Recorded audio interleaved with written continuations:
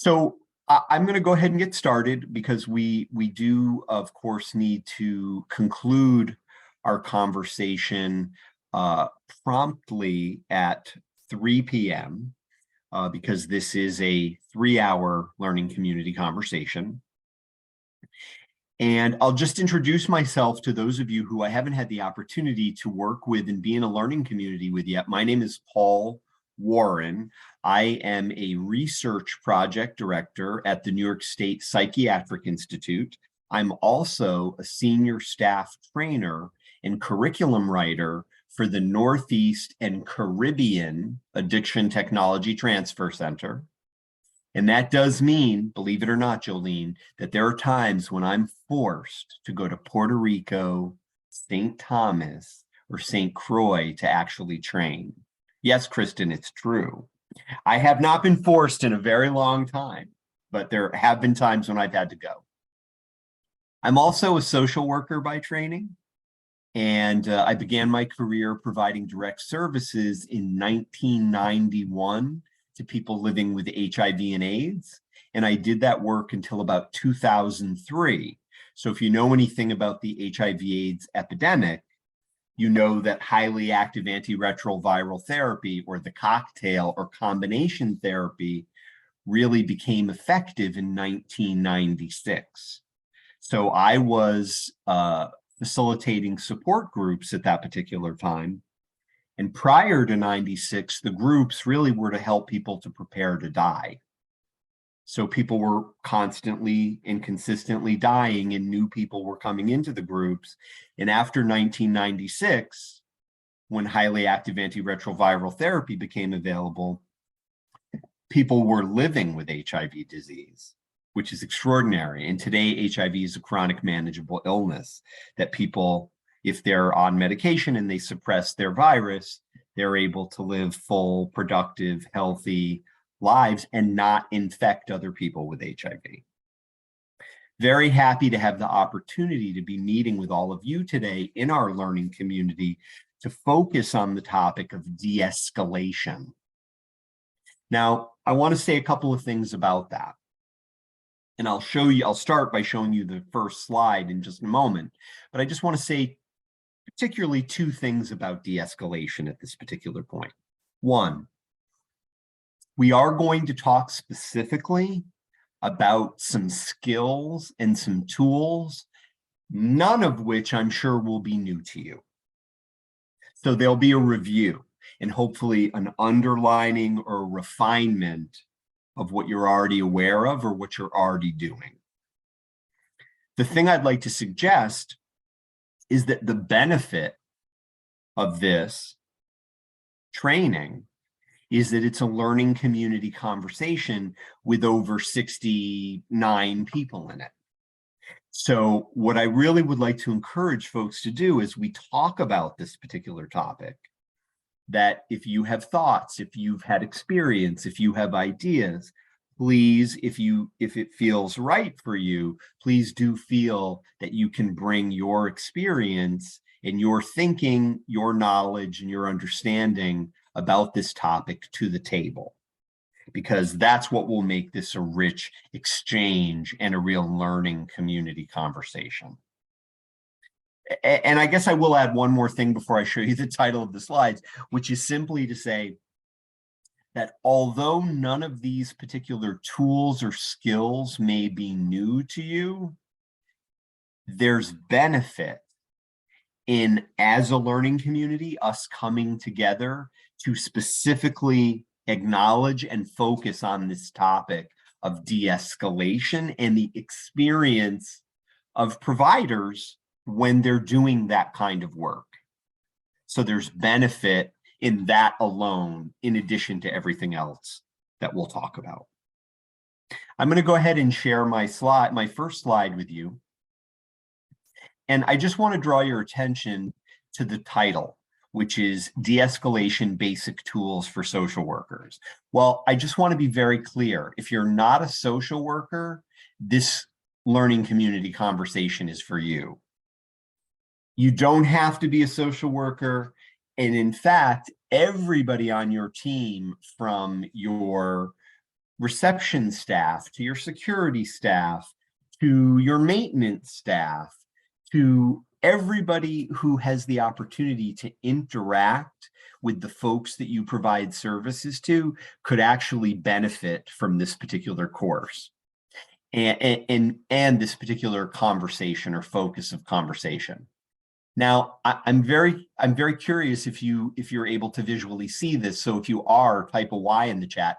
You'll see that it says de-escalation basic tools, and then for social workers is in smaller type. If you can see that it's in smaller type, type a Y in the chat. Yes, good. I'm glad that people can see that. And the reason that I purposefully put it in smaller type is I wanted to, of course, social workers and counselors are welcome in this conversation. And this conversation is for everyone who has the opportunity or is interacting.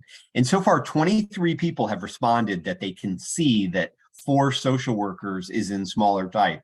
And we have about 75 people in the learning community. So let's get a response from everybody who's able to type in the chat. We're up to 34, we're up to 36 now. So please respond in the chat if you can see that for social workers is in smaller type. Again, everyone is welcome to be part of this particular conversation. And we're glad that you took the time to be in this learning community conversation today. As we engage in this conversation, we want to be very aware of the fact that the words we use, how we talk to each other, how we talk with each other about this topic is important. And we want to be using language that is inclusive and respectful, because we want to create a positive, supportive, and forward-moving learning community conversation about this topic. Because this is a learning community conversation, because we are, you're very welcome, Elizabeth. I'm very glad you're here. Because this is a learning community conversation, and because we are talking about a topic that we all have varying degrees of experience, or at least varying degrees of insight or thought about, what we talk about, what I share with you, may not necessarily reflect the official views of our funder. And that's perfectly okay, because that is the nature of a meaningful and productive learning community conversation. What you think, what your experience is, has value, and this is a place where that will be valued. All right, I'm going to stop. I'm going to share my screen one more time, and we'll just quickly review the goals of this learning community conversation, and we will talk briefly about some of the learning objectives. Okay. So the first one is that one of the things as we provide services to people, when we are in the particular settings where we're providing services, I guess the thing I'd like to normalize or to try and build into awareness within that landscape of the service environment, the health service environment, is that oftentimes patients or clients come into that environment sometimes in a state of heightened affect. They are having strong feelings, or something happened before. And what I'd like to normalize, and sort of that we can all acknowledge, that is the landscape within which we work, that people come to be receiving services, and it's probably normal to assume, or you might even experience this regularly, that people might be in a state of heightened affect or heightened feelings. Now, Patty mentions that she thinks that that's such a smart point.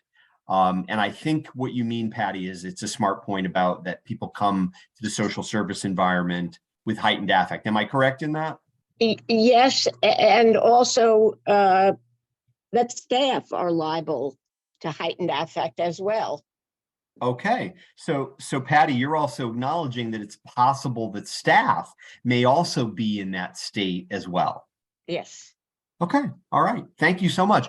And I'm wondering, in addition to what Patty is saying, why do you think I'm calling attention to the idea that, and trying to normalize the fact that folks may come to seeking services or receiving services in a state of heightened affect? Why do you think that might be? And I'm wondering, Cassie W, if you have any thought or any reaction to that, why I might be asking us to consider or normalize that people are coming to seeking services with heightened affect. Any thought or any reaction to that, Cassie? And Felipe, I see you raising your hand too. Let's hear from Cassie, and then we'll go to Felipe's remark as well. Go ahead, Cassie. Yeah. So kind of like, so does it kind of like sideswipe you? Like, Yes, absolutely. And I really appreciate that analogy, so that you don't get sideswiped by it. You kind of acknowledge like, oh, it's going to be there, so I'm going to watch out before I get hit by it. yeah. Yeah, thank you. What a beautiful analogy. No one's ever used that analogy before. It's excellent. Thank you. Yeah, yeah. Felipe, what were you going to add to what Cassie said? Well, I think it's just, if you look at Maslow's hierarchy of needs, like people are going to come in looking for something, right? And I think Yes. means as long once we provide the basic needs, I think, they're able to function a little bit better. And then I think it remind me that, step back and remind yourself that they're here for a reason. Yeah. Yeah. And Felipe, you didn't say this, but I put something together based on what you said, which is that if somebody's coming in because they need a need to be met, they have a need that's unmet. The fact that their need is unmet means that they might be in a stressful or a heightened situation coming in because they don't have the thing they're coming in for. Yeah. Yeah, I see that a number of people have put some things in the chat. Let me take a moment to acknowledge those. Amy writes, we need to be trauma informed. Absolutely. And Amy, you prompt me to want to poll the group, and I will do that in just a minute. Elizabeth writes, if we expect heightened affect, we won't be blindsided by it. Sounds very familiar. Yeah. Jennifer, because if we normalize this reality, it can help us to see that we do not need to be defensive or think that it's an attack on us. Okay, so it gives us the opportunity to reframe it. Patty also acknowledges a legacy of trauma, meaning we could be talking about folks who have historical trauma, intergenerational trauma, complex trauma, trauma currently, and we don't want to re-traumatize somebody. Sherry writes, because that being a baseline expectation that helps people see the need to be prepared and knowledgeable, and also so that you're not caught off guard with other expectations. Yeah, this group really is getting this idea of we don't want to be sideswiped, blindsided. We can be in the situation with an awareness. Lauren adds, people can seem threatening when heightened, which causes people to go into crisis mode rather than de-escalation mode. Laura, what a rich point. I want to read that out loud again, and you just got a thumbs up on that too. People can seem threatening when heightened, which causes people to go into crisis mode. Those people meaning us. So if we feel threatened, we may go into crisis mode, which is different than de-escalation mode. Absolutely. Sherry, if it's our expectation and understanding, we can act versus react. Yes, Sherry, we're being proactive, not reactive. Nilay writes, and I could be pronouncing that absolutely wrong, please tell me, people are going to be in a heightened state when they are on, yes, they've been traumatized or they're experiencing trauma. Allison, it's difficult for many people to open up to new people and service providers. This can be more challenging when stressed, absolutely. Elizabeth writes, I wish I had been in a training like this 20 years ago when I started my teaching career in an alternative high school with teen parents and students with many stressors. We need to remember to not take it personally, Amy says. Yes, yes, yes, yes. Excellent. So this whole idea that we want to normalize that this is part of how people may come in, so we can be prepared. We're not going to get sideswiped. We're not going to be broadsided. Yeah, and Susan, I don't know if you can unmute, but you said you just typed, I think, 3 magic words in the chat, and you're really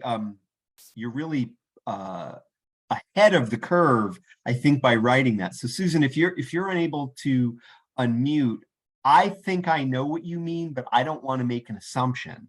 So I want to invite you to elaborate on those 3 magic words that you wrote in the chat. Sure. Yeah, I've found that if I can't stay regulated, I can't help somebody else stay regulated. And you're probably going to teach on this already, but brain science tells us that we have to be regulated, then we have to relate, then we can reason. So all those things, yeah. Yeah. So Susan, just since you shared these 3 magic words and you've shared them at this particular time, and I want to repeat the 3 magic words: self-regulation first.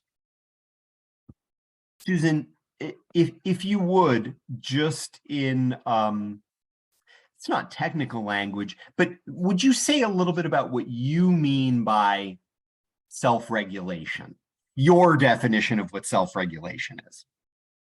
Sure. For me, it's staying in a calm space, being able to, sometimes I just have to take this is my process. I'll take a deep breath and I'll put my own, maybe something that's being triggered in me. I'll just put that in someplace else in my brain, and I'll tell myself I can talk about that to myself later, but right now it needs to not be part of this conversation. So I take myself out of it, just take a breath that kind of grounds and regulates me. And then I can really focus in on being present with that person and hearing what's going on with them, so that I'm not, triggered or drawn into that crisis mode. I think somebody already said that. Patty did, actually. Patty, and somebody else mentioned the crisis mode, but Patty mentioned the idea so that we're not in a heightened state. Right. Yeah. So Susan, thank you for elaborating on that. And I want to underline 2 things in terms of your description of self-regulation, because you offered a couple of very practical steps. One of them was intentionally taking a breath, and the other one was doing a self kind of inventory or self-assessment. Mm-hmm. And then the other was acknowledging your own need and where you'll get that met, not in this moment. Yep. Did I hear you correctly? You got it. That's what yep. Okay. Thank you. Yeah, thank you. And again, the thing I want to underline is self-regulation first. And, Susan, you also make me think of an image that we're all very familiar with, probably when we get on an airplane, when they do that safety talk, right? The one that most people ignore. That safety talk where they say, put on your mask before you assist somebody else in putting on their mask. Shirley shaking her head, yes. Yes. So self-regulation first. 3 magic words. Very important. And Susan, thank you so much for putting them on the table so soon in this conversation. In fact, it's not soon enough. So thank you for that. So folks, let me go back to the slide for just a moment. So in addition to normalizing what the health service environment or the social service environment may be, and how heightened affect may be a part of that, so that we can be prepared, so that we can self-regulate first. The other goal of this particular conversation is for us to practice, consider, refine, and adopt ways that we can interact with each other and ways that we can talk with each other and our clients and our patients that can either avoid conflict altogether, so preemptively, or also responsively. So if something starts to jump off or something starts to happen, we can respond in a way that decreases conflict and hopefully promotes collaboration. Now, I want to go back to something. I'm going to stop sharing my screen for just a moment. Yes, Faith, please add your full name in the chat. That would be great. Okay. So what I'd like to go back to is something that Patty said first. Very early on in this conversation about, yes, we want to acknowledge that patients or participants or clients can come into the situation. That's part of the social service environment. But Patty also put something else on the table right away, which was that, and Susan, you alluded to this as well, that we as workers can be impacted or triggered, and our affect can increase. Now, my question to you all is, before we just quickly look at some of the learning objectives, my question to you all is if we're in the situation and we're not, and Susan, this is a nod to you, I'm going to use your language here, we're not self-regulated or we're not centered, what potentially could be the outcome of the patient being in heightened affect and us being in heightened affect? What do you see as the potential outcome of that?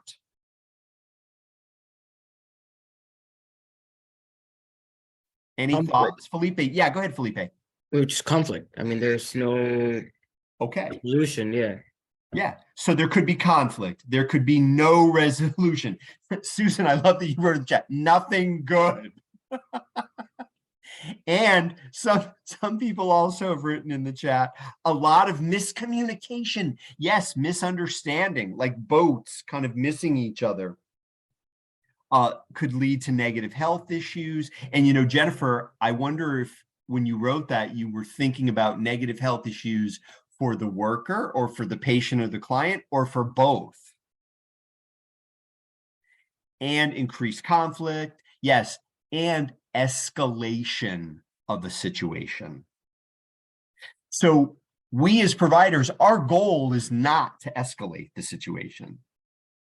I'm confident that everybody here, if we did a poll, and we're not going to do that poll, but if we did a poll, and I do have a poll that I would like to ask everybody in just a minute, it just came back to me.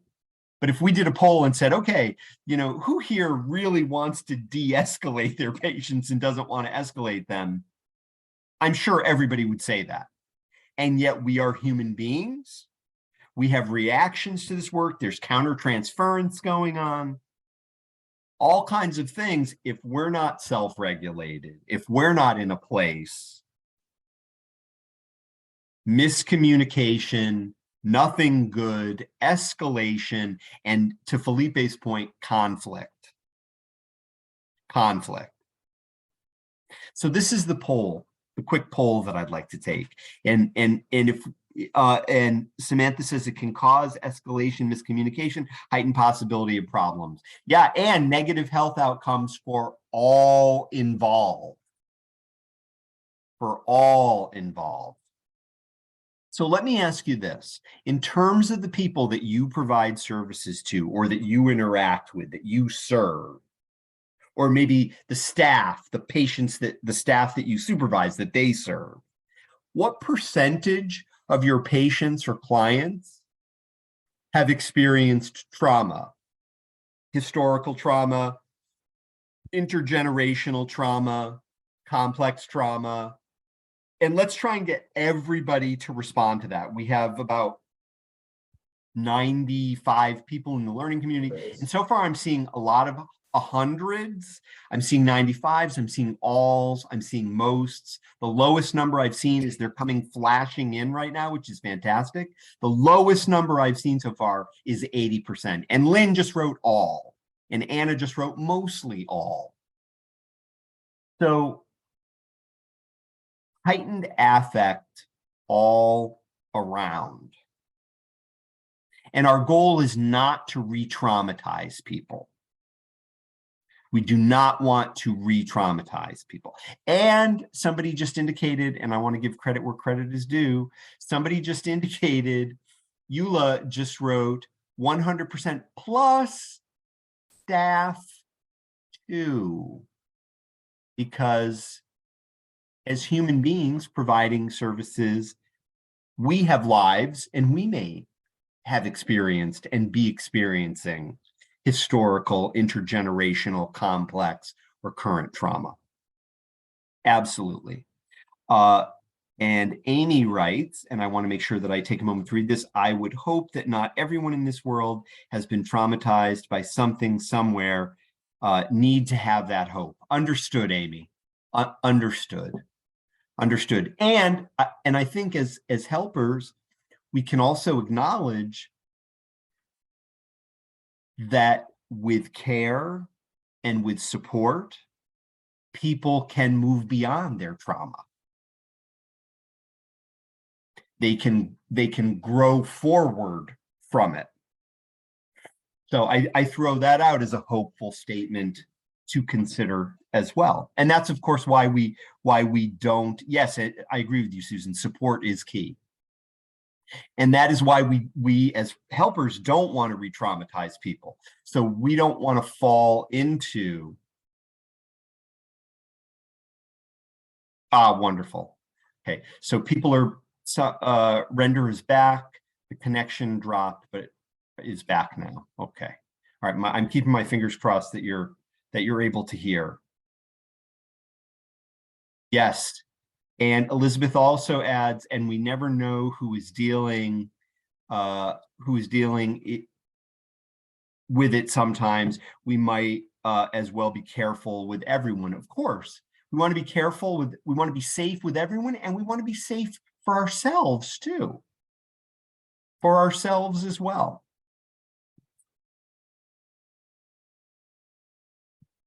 Yeah, it's actually, it's not a problem, Elizabeth, not a problem. I think I got the essence of what you meant. Yes, and there is vicarious trauma, absolutely.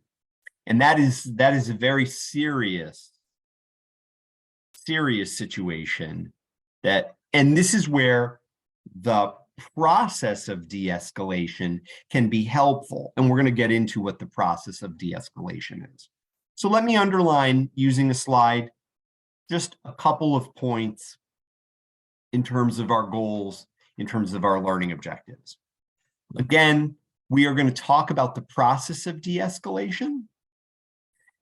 If you're familiar with this model, it's a quick assessment model. It's called the ABC model. If you're familiar with that model, type a Y in the chat. If you're not familiar with that model, type an N. And if you're unsure, type a U. But it's a brief, quick assessment model. And I'm seeing lots of people responding, which is fantastic. Okay, a lot of N's and unfamiliars. Okay.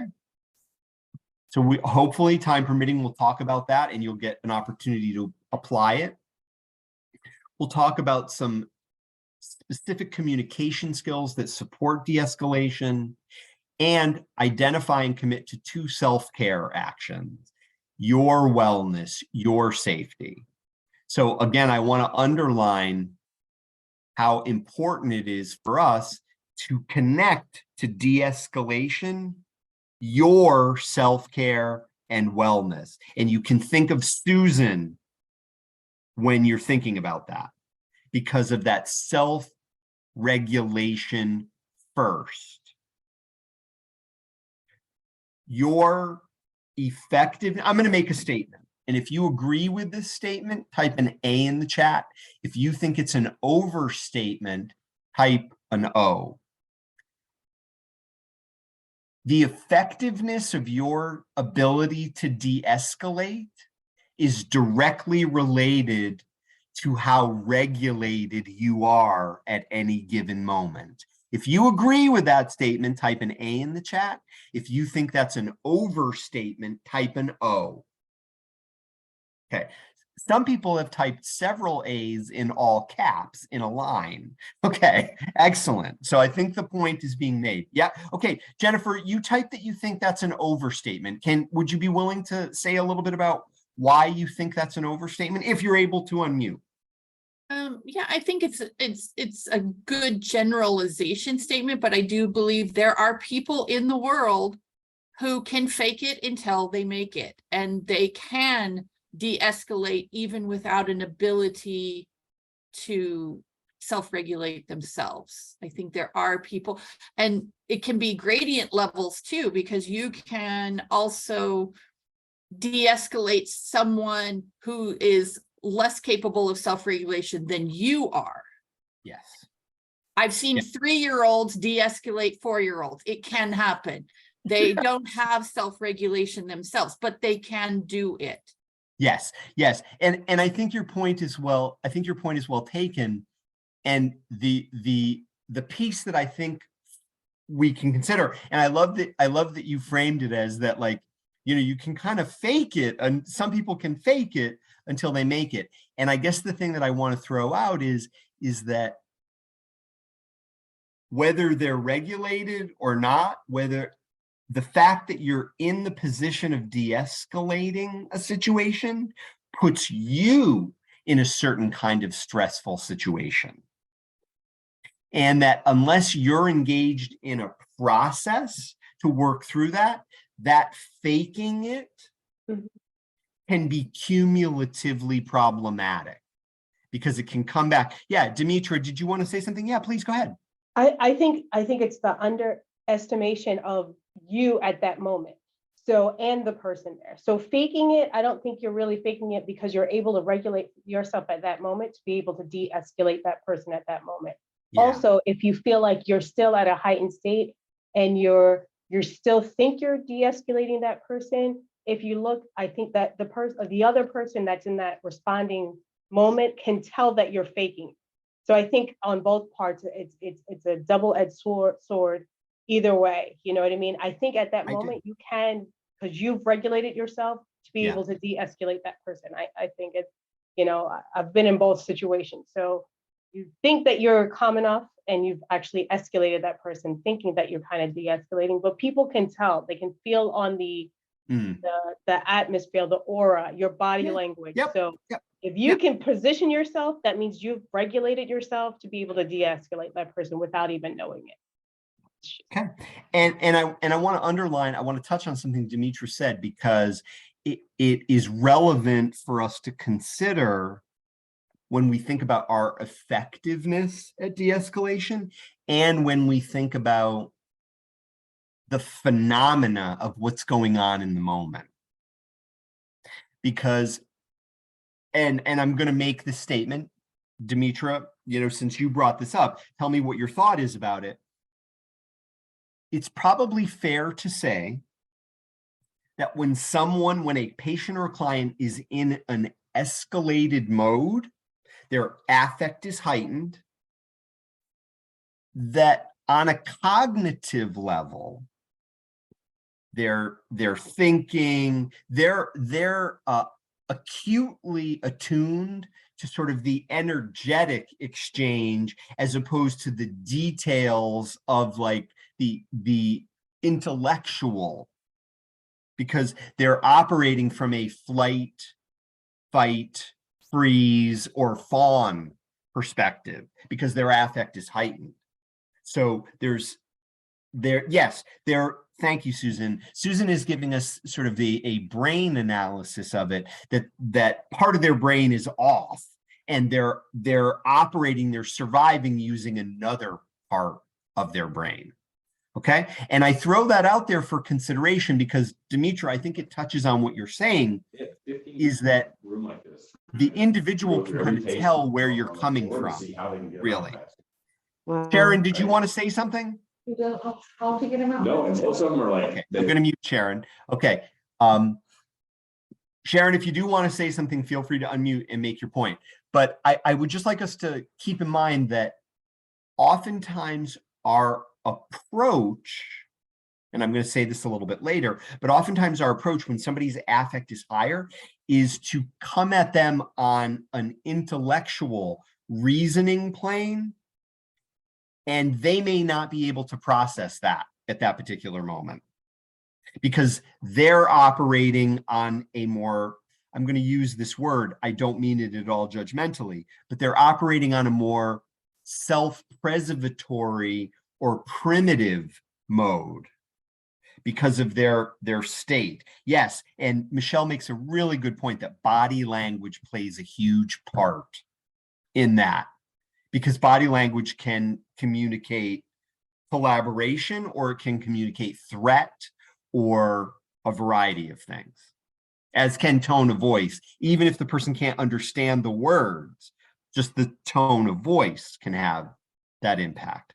So I really, Demetra, I really appreciate that you're adding this because it adds to this landscape that we want to try and understand of the phenomena of how the person is presenting in that moment.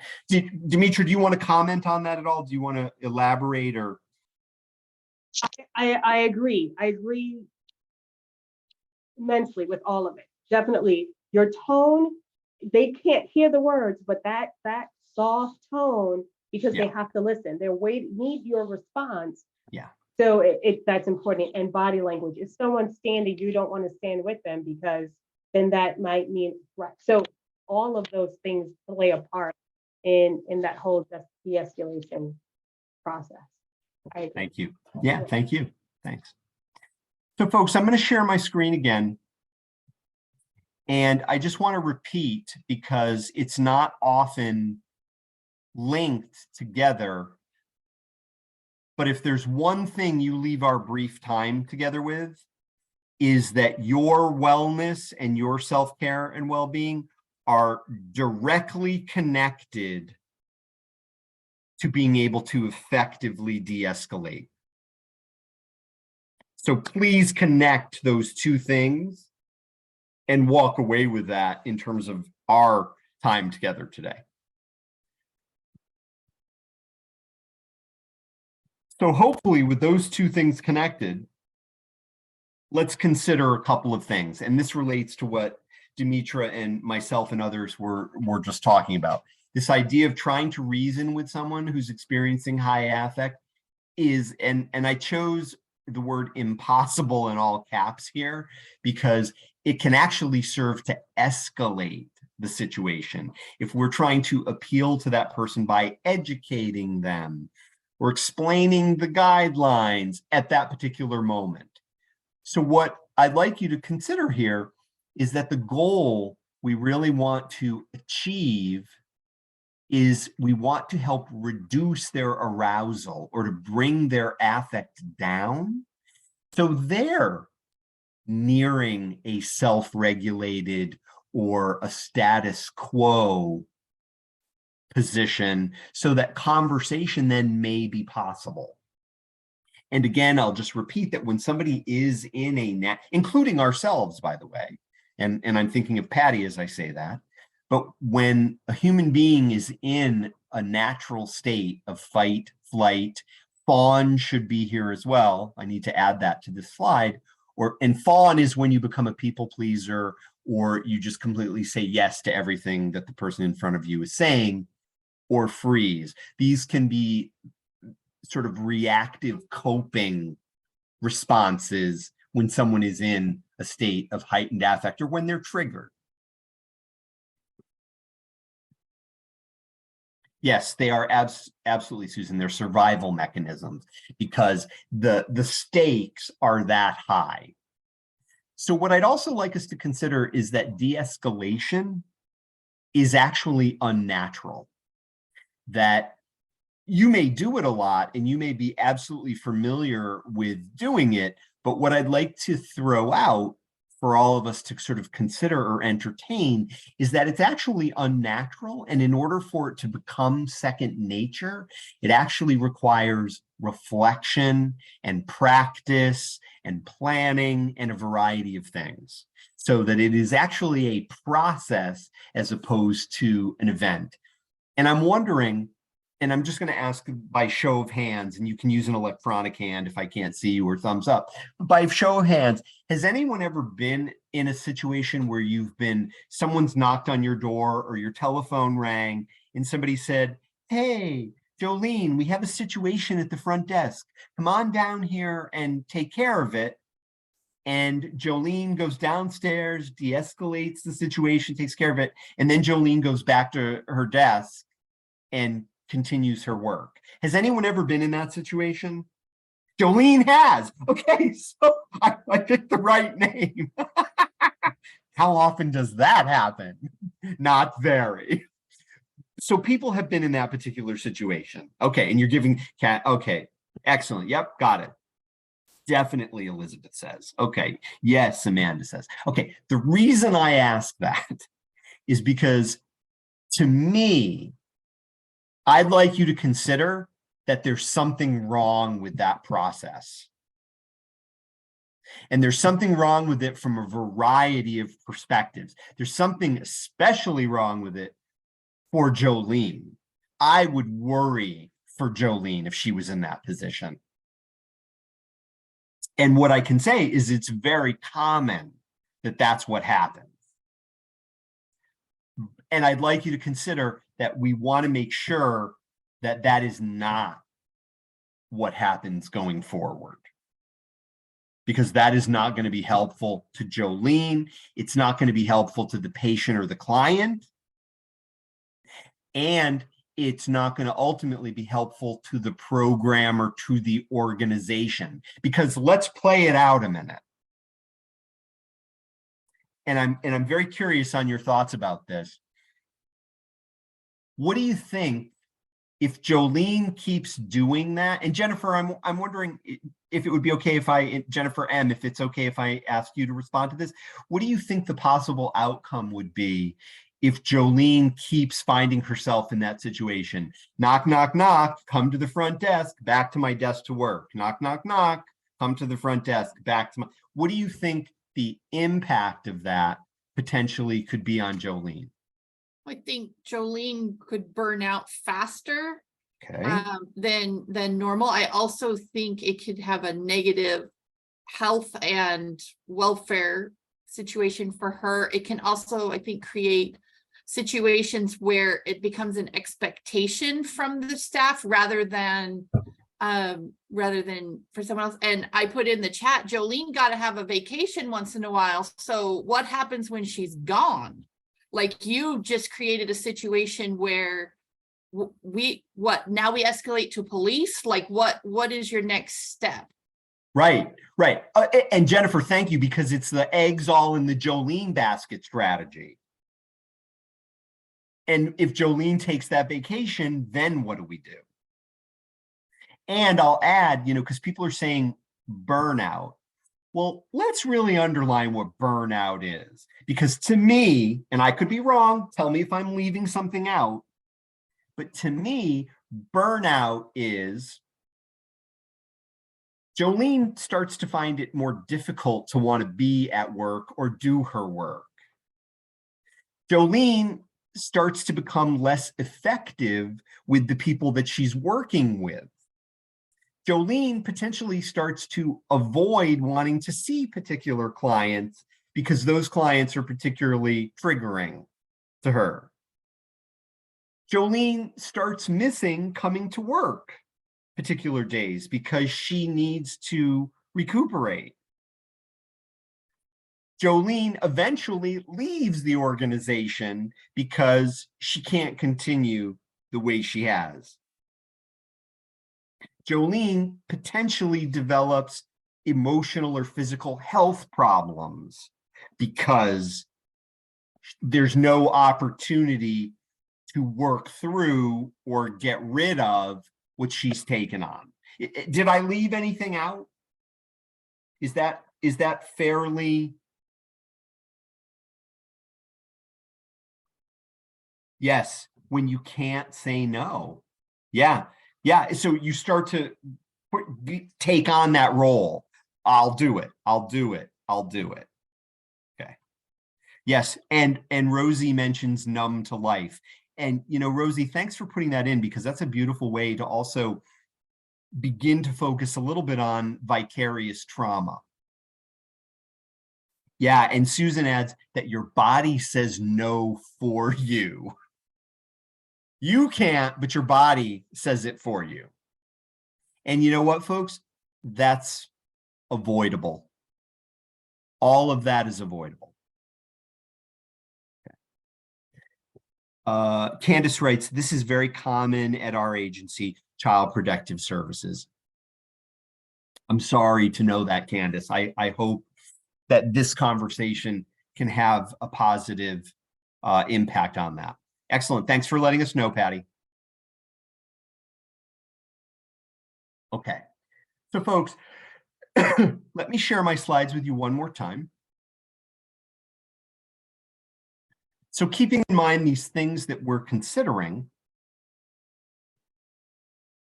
I'd like us to also be open to the idea that de-escalation is a process, it's not an event. And let me be very specific about what I mean by that in terms of what we were just talking about, in terms of the scenario playing it out with Jolene. Before Jolene ever gets that knock on her door, or before her phone ever rings, I want to suggest that there should have been a whole lot of things that came before that knock ever arrived that help Jolene to be prepared and have the ability to self-regulate in order to then respond to that knock on the door.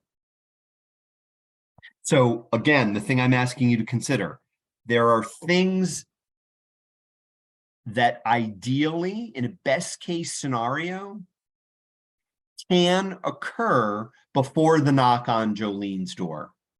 Then there's the knock on Jolene's door. Those things have occurred. Jolene has the ability to respond effectively to that knock on the door. And after Jolene has de-escalated, I'd also like to suggest that there are a number of things that need to happen after that. It's not ideal for Jolene to just go back to her desk and continue to work. So I'd like us to consider and think about and expand de-escalation to this idea of a process, not an event. And I want to outline, thank you, Joe, thanks for letting me know. I want to outline just a couple of the steps that we can consider in regard to this process. And to suggest that this process has a before, a during, and an after. So the first one is that before that knock ever comes, as individuals and as teams and programs, we actually plan to de-escalate. We talk to each other and we say, these are some of the situations that are coming up. We notice that, the entry check-in desk is a hot zone where situations need to be de-escalated. So we start to plan out within our setting, the things that we're aware of, the things we can anticipate. What are the potential situations or scenarios that need to be de-escalated? This is before, and again, it's hard to go back because we've been, you've been doing this work, but there can be a process of planning that occurs. And after that initial planning, you start to prepare. Well, what's our response going to be? How will the team work together in order to address these particular situations or scenarios? And then what I'd like to suggest, another piece that can be added, and again, I don't want to oversell this because there's no substitute for actual experience. And what I'd also like you to consider is that practice in a safe, collaborative environment can help prepare you to be more ready for and confident about the actual act of de-escalating. So what I'd like to suggest is once you've planned, once you've started to prepare, that you practice how things are going to be responded to. And then when that knock on the door comes, self-regulation first, meaning that Jolene would have the opportunity to check in with herself before she goes down to the front desk and just get a sense of where am I at this particular moment? What's my particular stress level? What's going on with me? What can I do to be in the best possible place to respond at this particular moment? And then there's the actual de-escalation. There's the situation that gets a conversation or an interaction ensues between the person, in this case, Jolene, who's answered the knock at the door, and the situation. And what can happen after that, which again, I'm recommending, is the idea of seeking support to debrief. And that may be seeking support with your team, with your supervisor, with a trusted colleague, but that Jolene never goes back to her desk without having had the opportunity to debrief and seek some sort of support and to remind herself, I'm not alone in this. And then an opportunity for individual reflection as well as possibly team or supervisory reflection on the situation. And then finally, back to planning, because what I'd like for folks to consider is that every time a situation occurs, every time somebody goes to de-escalate a situation or walks upon a situation that they end up de-escalating, that it's an opportunity for engaging in this process, also reflecting on what happened, and then revisiting our plan as to how we go forward with de-escalation. Now, I'm going to stop sharing my screen for just a moment because I want to get a sense. Kristen writes, this is ideal. And Lauren writes, is there a framework guide for debriefing effectively? I've had management struggle with these conversations. Excellent question, Lauren. And I think it's something that, you know, we would have to kind of play out in some ways, because of course we don't want a debriefing discussion to turn into kind of an attack on the debriefer. We want it to be a supportive opportunity for that person to get out, work through what came up, even if it was all very effective and positive. Samantha writes, the company I work with is very good with allowing us to debrief and reflect with supervisors and others. That's great. Fantastic. That's good to know. So I'm wondering, folks, and Susan, you said that you love this. I'm wondering if you'd be willing to start us off, just unmute. What is it that you love about that idea of the process and breaking down the steps? And then let's hear from some other people too. What are your thoughts? Yeah, what I like is it's very succinct. It's very logical, you know, because those are my thoughts about Jolene going, you know, when you first started this was, where's the team? You know, why is it all on Jolene to do this? You know, let's plan, let's get together, let's talk about this, let's get a team going, let's get some training, you know, let's bring other people in. And then when it's all over, let's debrief, let's figure out, you know, is there something we maybe could have tried if it, you know, maybe wasn't the best de-escalation. But I really liked how you added in the reflection and then plan again. I like that because it comes back to saying, okay, so this happened and we debriefed it. We said what we maybe could have done, but no situation is perfect. And in the moment, you do what you know to do. Right. I always teach there's no perfect de-escalation for this escalation. You got to try what you think is going to work. And it's in real time, so it's, you know, those things don't always, you know, you could think later, oh, maybe I should have done this, you know, but I like that reflecting, just thinking about it. That's a step I've not seen, and I like that. And then the going back to the planning, I just think that that's effective. I'm going to try that with my team. Thank you. Thank you so much. Thank Thank you. And again, I just want to acknowledge that people are communicating in the chat, and one of our colleagues suggested a particular Elizabeth. And Elizabeth, I don't know if you want to say anything more about FAN, the facilitating attuned interactions model, that framework. But it seems that some people are familiar with that, and I just wonder if there's anything you'd like to add about that. Yes, thank you for asking. Of course. I worked I was a supervisor, and I had a small caseload of people where I did direct service, and then I was a supervisor in home visiting for early childhood for about 3.5 years. Okay. And I just came to believe that this should be, I had been a teacher in public high school for 16 years, 3 districts before that.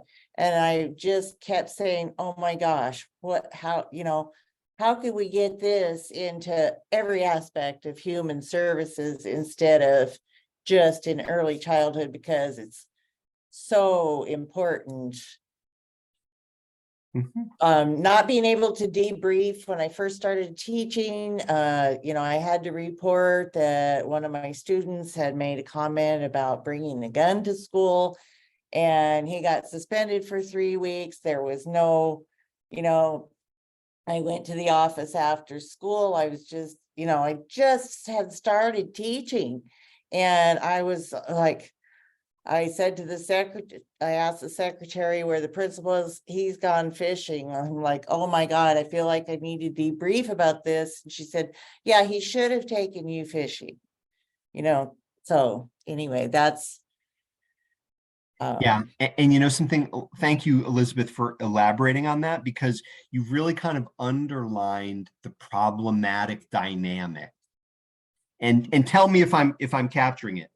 And I love your scenario, the teaching scenario, because the problematic dynamic with it, folks, is that the person who's done the de-escalating is left holding the bag. Yes. So I got it, Elizabeth. Absolutely. And we need to structure and build in a way for Elizabeth to let go of everything that came up for her, give her an opportunity to verbalize that and put it out, and then to have somebody who's listening supportively help her to reflect on it and to figure out what she needs to do to go forward. Because, Elizabeth, and tell me if I'm overstating this, as you described that situation with the student who got suspended for bringing the gun, it really made me think that you were kind of traumatized by it. I was. And when I did talk to the supervisor or principal, he said, oh, do you feel like you sold him down the river or something? And I'm like, yes. So, oh, don't worry about that. So we didn't get to elaborate or say, Yes. He didn't get to say, to me anyway, well, I was in a hard spot because these are the rules, etc. I didn't get to say, yeah, but it really is affecting my relationship with my students. Yeah. I'm supposed to build good relationships, and then I'm supposed to do things that cause harm. Yeah. Yep. And again, Elizabeth, thank you so much. And thanks for making such a generous I statement, because Elizabeth is also underlining one of the most effective things that the de-escalator can do for the person who needs to be de-escalated. And that's provide them an opportunity to be heard. and to let them know they have been heard. And it's a very parallel process because Elizabeth had that need after this particular situation. And perhaps a person that needs to be de-escalated has the same need. Oftentimes, if you can communicate to that person, I hear you, I'm present here with you, I'm trying to understand what your situation is, that can go a long way into bringing somebody's affect down. Absolutely. So Elizabeth, thank you so much for connecting those two things. Yes, you're welcome. That the person who's doing the de-escalation, there's a parallel need after the fact in some ways. Yeah, thank you. Any other comments or any other reactions you'd like to share about sort of laying out those steps of the process, or any comment that you may have? Oh, you're welcome, Elizabeth. You're welcome.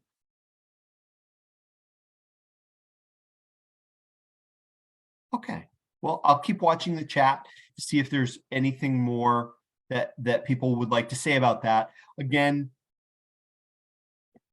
so there's a model that I'd like to share with you. It's called the Care, Welfare, Safety, and Security Model. And I'm going to just walk us through this fairly quickly because I have a little scenario that I'd like us to get to. I actually have two, time permitting, but I'd definitely like us to get to this first one. But I'd like to share this model with you, and some of you may be very familiar with this model.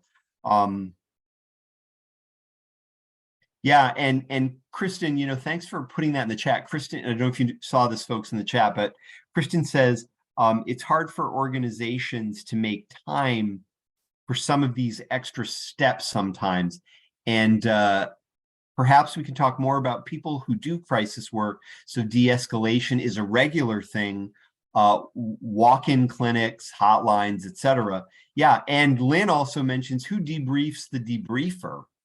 And that's where supervision and wellness and self-care and having collaborative colleagues really comes in, because hearing somebody else's story can have an impact on the person who's participating in the debrief.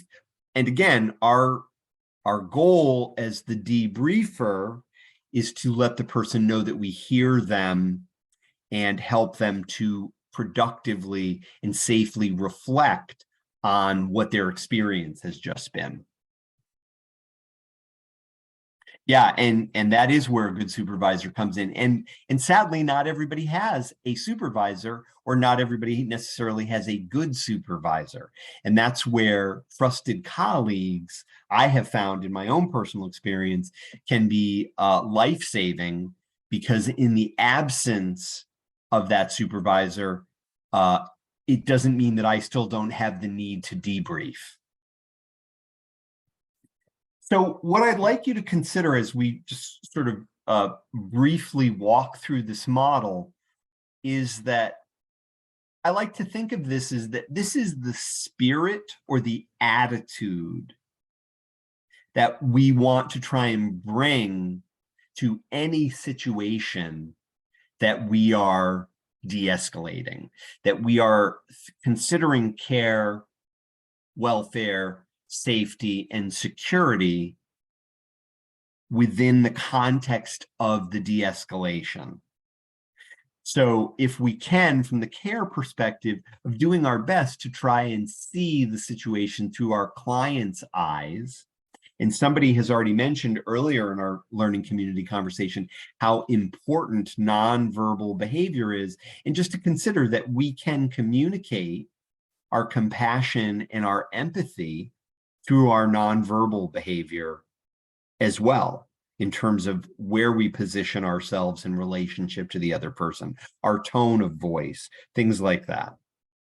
And again, the idea that sometimes, and again, this is specifically focusing on the person and having a conversation with the particular person who was de-escalated, that sometimes there's a benefit in debriefing with that person after the situation. Again, when warranted, because that person, once de-escalated and once an appropriate interval has passed, there can be benefit for that individual to also reflect on the situation that was de-escalated.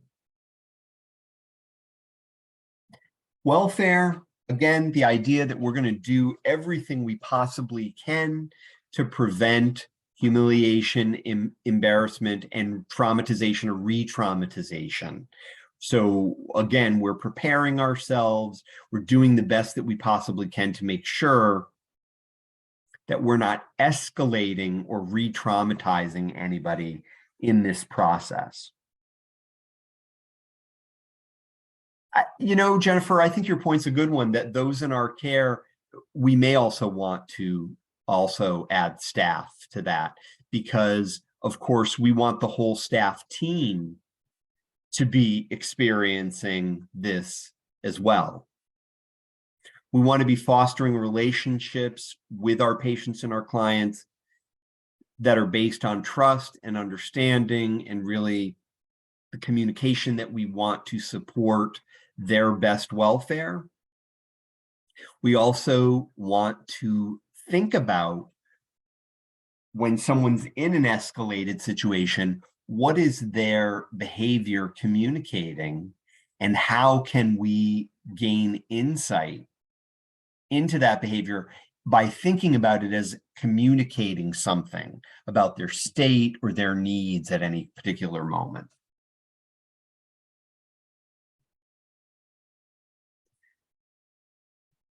Safety, and I want to underline this, safety for everyone, safety for you, safety for your colleagues, safety for the patient or the client. Sometimes we have prior relationships with the people we provide services to, and we may be able to recognize early signs so that we can preemptively de-escalate a situation. Again, if we have that prior knowledge or we have insight into that situation. Making sure that our physical as well as emotional spaces within the social service setting are safe, both physically and emotionally, and safe for us as well. And again, always using the most effective and least restrictive interventions possible when some sort of restrictive intervention is necessary. And then the last piece of this security, and I think this first bullet is really critical in terms of helping sometimes a person to return to some semblance of safety and some semblance of equilibrium, is by allowing a person to make decisions about what's going to happen next, if that's at all feasible.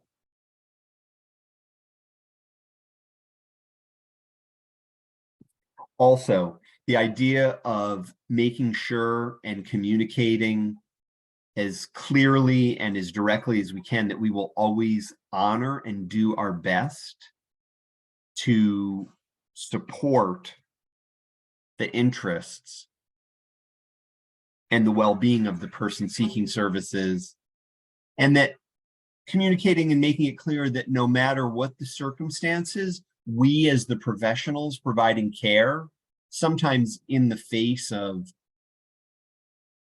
troubling disrespect, will do the best that we can to offer respect in the situations that we are de-escalating. I see that somebody put something in the chat, so I just want to take a moment to read that. Demetra writes, once you mention that, I do remember times when my clients have thanked me for assisting them with bringing them back to communicative state and wanted to discuss how and why they got there and what helped them to come back. Absolutely. And that can be, you know, a benefit that de-escalation can have for the client. It can help them to increase their insight and then help them to develop more effective communication and coping skills. Again, if they're open and it's appropriate to be doing that work with them.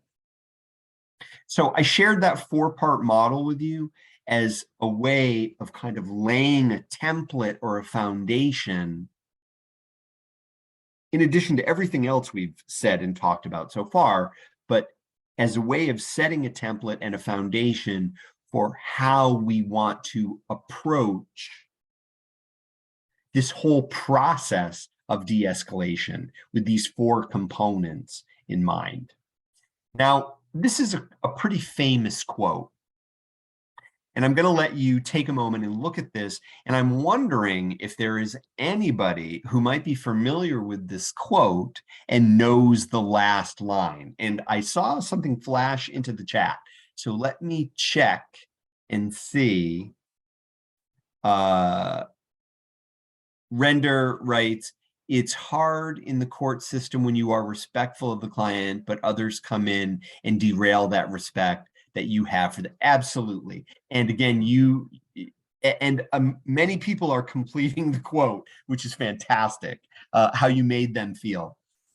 Absolutely. And again, we can do our best with what's in the sphere of our control, and certainly have to factor in the influences that are out of our control and their impact, but we can do the best with what is in our control in regard to that. And thanks for putting that in there, because that's a reality.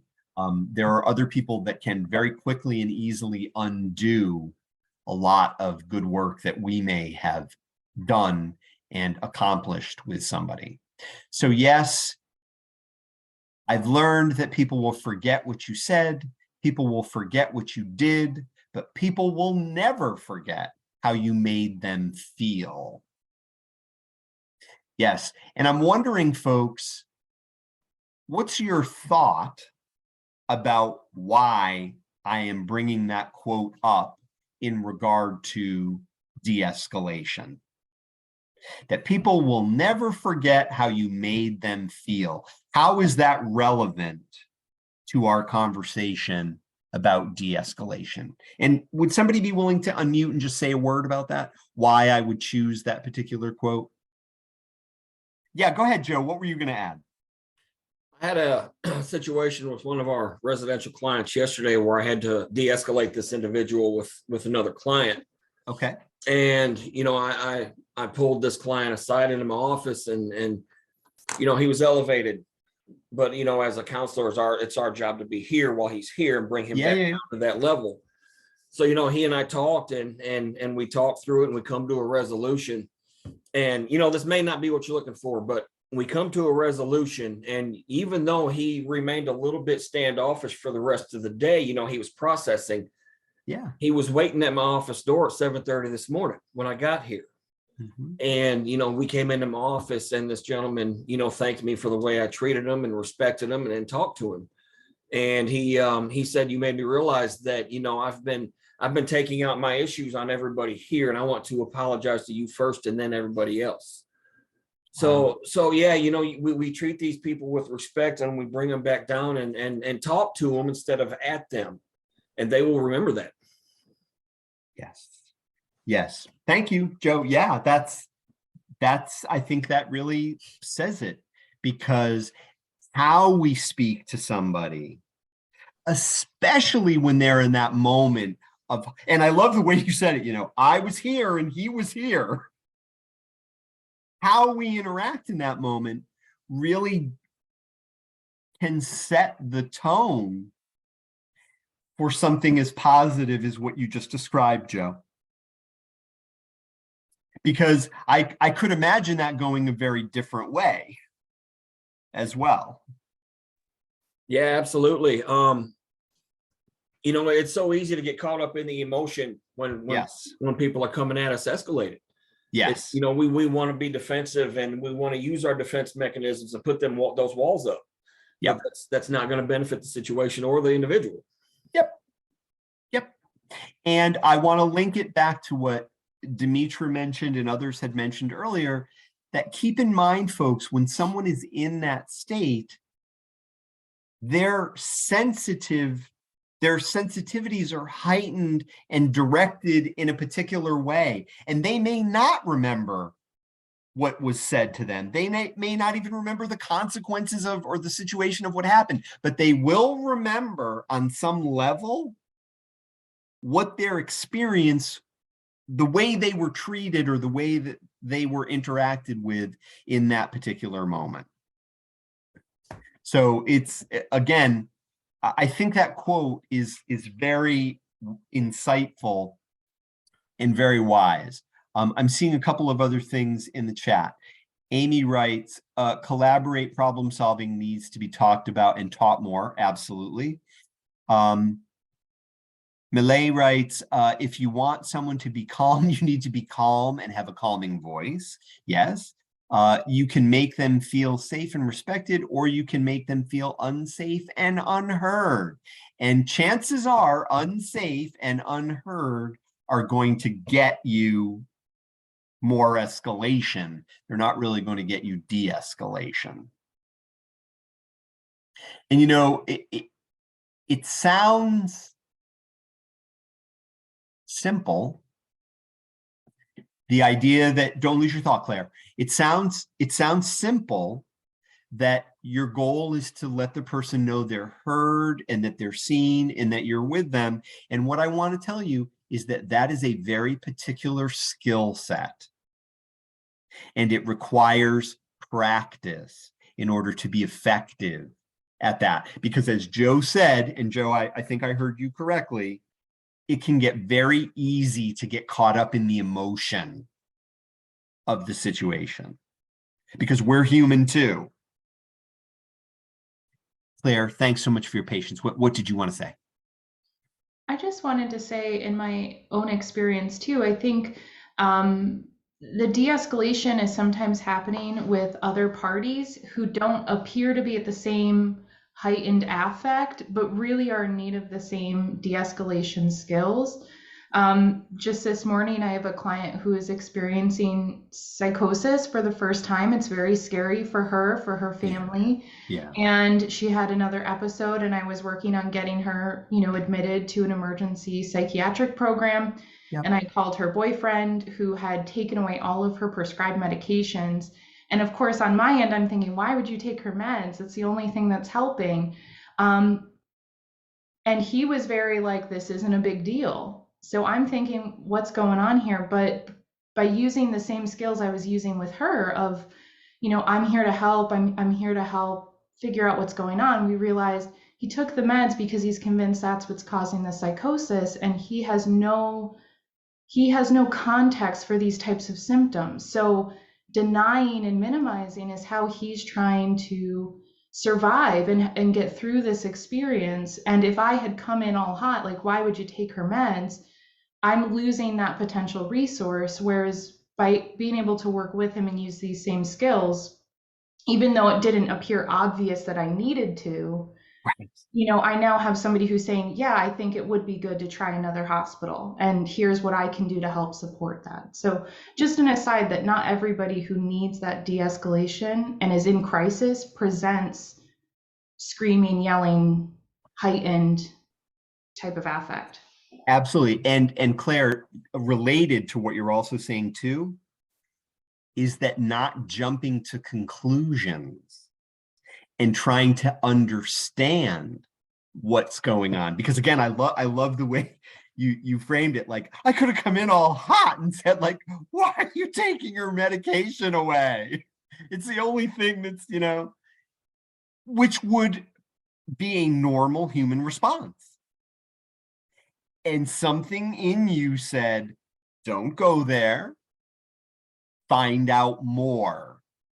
Be curious about the situation. Inquire, seek to understand, and then you maintain the partnership or the collaboration. Thank you. Thank you. Thanks. Again, another very generous and wonderful, offering of an I statement. I had this experience. This is what I know, what I've learned. Thank you for that, Claire.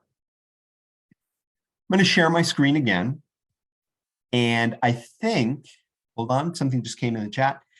Dua writes, it is true that we're all human too. However, I believe as professionals, we have to keep a certain demeanor about ourselves that allows us as professional clinicians to support our patients or our clients.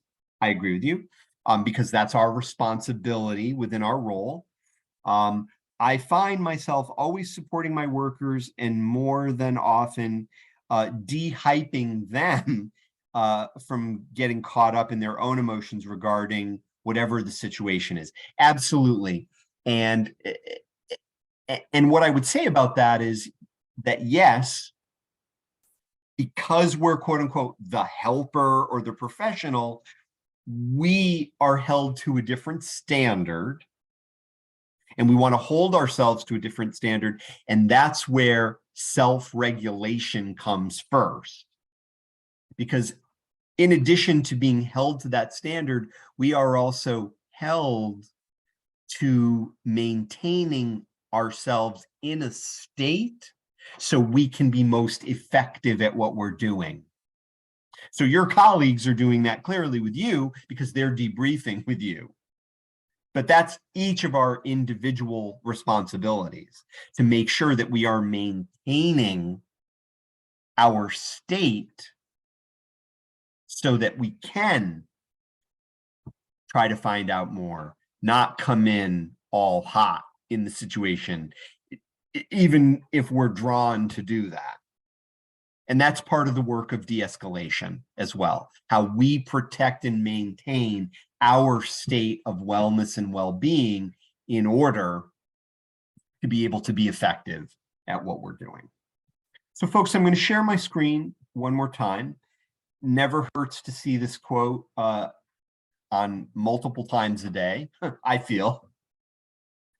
And I want to just run through with you these 5 bullets for you to consider in regard to when we're in a situation where we might need to be setting some limits.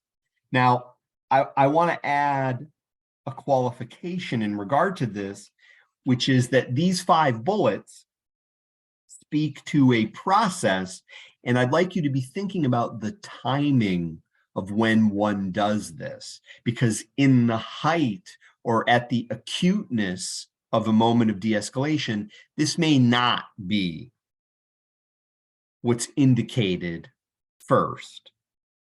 When the timing is right, or when limits do need to be set, these are 5 points that you can consider as an effective way to actually do that. And first, being specific in explaining which behavior, if a person's engaging in a particular inappropriate behavior, which behavior is inappropriate, and being specific why that behavior is inappropriate within this context.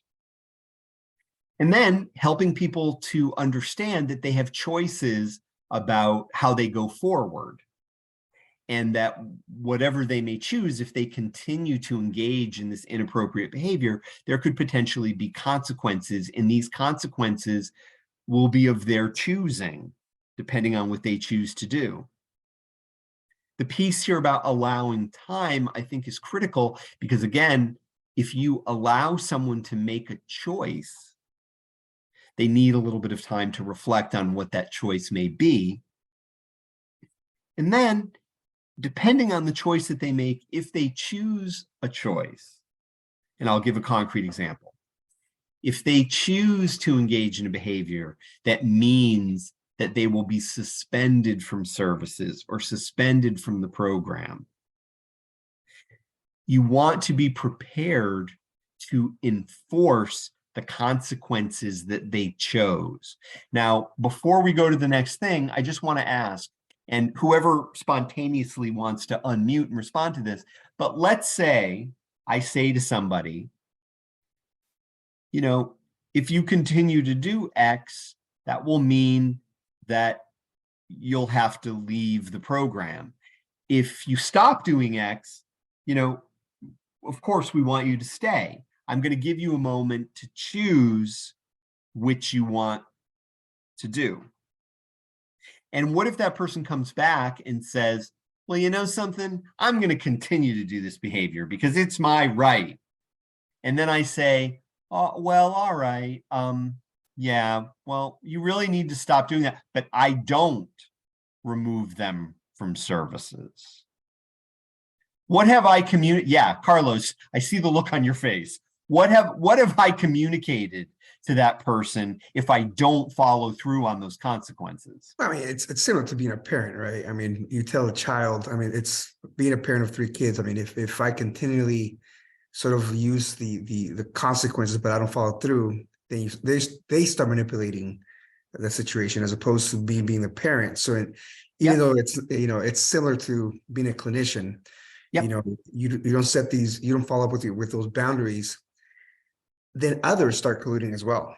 Others start colluding where they start saying, well, he's getting away with it, so I'm going to get away with it as well. So then the whole, who's running the asylum now, right? And so that's where I think it's important to set those limits and boundaries and follow through with them, regardless of what happens. And again, I've always said that I didn't choose, with my kids, I didn't choose you knew what the consequences were, you chose it, right? It was your choice. So that's why with clients in the past or patients, that's been my approach. Thank you. Thank you so much, Carlos. I'm glad I was paying attention to your face. Go ahead, Joe. Did you want to add something? And then I see Yvonne too. Go ahead, Joe. Yeah, working in a facility where we house several men and women, one of the struggles that I see is all of these staff being on the exact same page on what level of enforcement with these rules. In this facility, there's no singing in the hallways because of the front desk. You have to line up a certain way before group, before lunch. And, some of our counselors will just say, just stand in your doorway. You don't have to line up. Or, they like to give leeway here and there where other counselors are strict. It says this, you're going to do this. And that's a constant struggle because when we come back and try to enforce those rules and these other guys say, well, my counselor said I can do this. So, I just wanted to add that in a facility, that is a big struggle. Lack of consistency. Yes. Continuity. Yeah. Thank you. Yeah. Yvonne, what did you want to say? I just wanted to maybe add something to the room around the concept of what is the purpose of the rule though? And kind of is the rule serving the client or is the rule serving the program, right? And I say that because I used to work in a domestic violence program. And sometimes in the past, especially, these programs were set up in a way they had a lot of really weird rules. And when you had people whose lives were filled with trauma, filled with being controlled, and you had these kind of controlling rules put in place that really were about making like my life easier, not about the client's life easier. It wasn't really about safety and right. And then I was very fortunate to work in a program that was very trauma informed, however, though, and a lot of times people are triggered, right? Especially if they're feeling controlled or right. And so it was more like, okay, we're recognizing that you're having a trauma response. So when you're being triggered, what can we do to help you not be triggered? Like what would be a more appropriate way for you to express your need for space or whatever it is, right? As opposed to saying, you can't do this or else. So I just because you talked about options. And so I kind of wanted to add that to the conversation where we're giving people appropriate choices, because I think it does need to sort of be also informed by the client's need and the reason for the behavior that you're observing. Absolutely. And we need to have a rich understanding of all of that. What I will add, though, and tell me, Yvonne and others, if you're okay with this, is I will add that if you invite people to make a choice and they make a choice and you don't follow through on what the consequences of that choice is, that you can undermine the credibility of the program. You can undermine the credibility of the staff, and you can you're communicating to the person you're not trustworthy. Oh, I agree. Like, I think credibility is everything and consistency is everything, but I've seen it happen. And so I Yeah. felt it was important to bring it into the space. And I think that's even when you give them choices, like, we're going to respect your trigger. And if you need this, we're still going to give it to you. That's credibility too, right? And like, Yeah. as opposed to like, wait, but you said this was okay. Nah, it's not okay anymore, right? Right. Well, what I can say, Yvonne, is I think you're going to love what's coming next, because I hope, because we're going to try and put this into practice. Okay, excellent. So I see that a number of other people have put things in the chat. Let me just take a quick look. Susan says that is spot on. Thank you for that. Elizabeth says, Yvonne, great points. Jennifer says, at Yvonne, I see it in schools constantly. Rules benefit staff, not children. Elizabeth adds, keep the rules reasonable and everybody follow them. Yeah, and again, remember, we're a system that hopefully is going to be responsive and reflective. So we may realize, you know what, we need to change something because these rules don't apply, or they're not effective, or we've realized they're not serving who they may be intended to serve. Excellent. So I'm going to share my screen again, and I believe we are at the place, the slide will reveal it, but I believe we're at the place where I would like to introduce you to Jody. And I'm going to have the computer read this to you in a moment, but let me tell you, there are 3 dramatic characters in this scenario. There's Jody, who is the resident. There's Andy, who is her boyfriend, who's visiting. And there's Dave, the staff person. Okay, so just try and hold on, at least for this first read through. I'm going to have the computer read this to you. It's my voice. I recorded it, but I'm going to let the computer read it to you. Keep in mind, Jody is the resident, Andy is the boyfriend, and Dave is the staff person. Okay, so I'm going to let the computer read this to you, and then let's come back and talk about it. Jody is a client in the Women's Transitional Housing Program. It's Friday night, and her boyfriend Andy is visiting her in her room. Andy is still visiting, and it's past the required curfew time. Dave, the staff person on site, knows this is against the program guidelines. He's concerned about going up to Jody's room to ask Andy to leave, because Jody is known to cause a scene. So far, it's been a quiet night, and Dave wants to keep it that way. Okay, that's the scenario. Now, what I'm going to ask, remember, Jody is the person who's living in the residence. Andy is the boyfriend. Dave is the staff person. My question, and let's hear from 4 people. Let's have 4 people unmute, okay? And Ann Fox, maybe we can start with you if you'd be willing. But just what's your first thought or your first reaction? And the other 3 people that respond, and hopefully Ann can unmute and respond, but the other 3 people that respond, I'm just asking you for your first thought or your first reaction. And maybe we can go from Ann to Shirley to Denise, and then maybe to Felipe. Okay? Okay. So Ann, and then we can hear from anybody else who wants to react too. But what's your first thought or your first reaction to this particular scenario?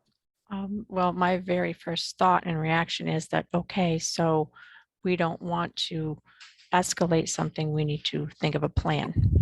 Excellent. I love it. And Ann, please communicate to people that I did not speak to you before this training. No. Nor did I pay you to say what you just said. No, I'm just right next to your picture up there. Okay, excellent. Excellent. So, Ann, the first thought you're thinking is we don't want to escalate the situation. Right. We want to de-escalate the situation. Yeah, so we need to plan. Fantastic. Denise? Denise is in the process of unmuting. Denise Golden is in the process of unmuting. Hi. Hi. So what's your first thought? What's your first, and Shirley agrees with you, Anne, that's the reaction she had. Okay, Denise, what do you think? What's your first reaction to the scenario?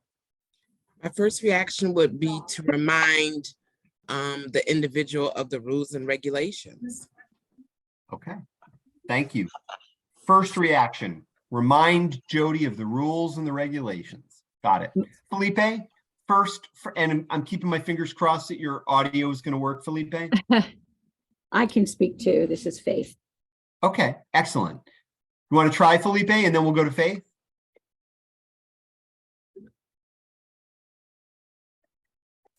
No. Okay, we'll go to Faith. Go ahead, Faith. Okay. And then I see Lauren put something in the chat. My first reaction was, oh, this could go bad. So I need to think what we should do. I mean, I was just thinking, oh, this could go bad. So okay. I need to pause and just think real quick. Got it. Got it. Pause, think real quick, because this could go bad. Okay, all right. And I see that a couple of other people put some things in the chat.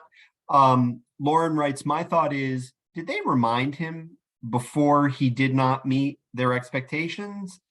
Lauren, I'm not exactly sure if I understand that. So if you can unmute and you can elaborate, that would be great.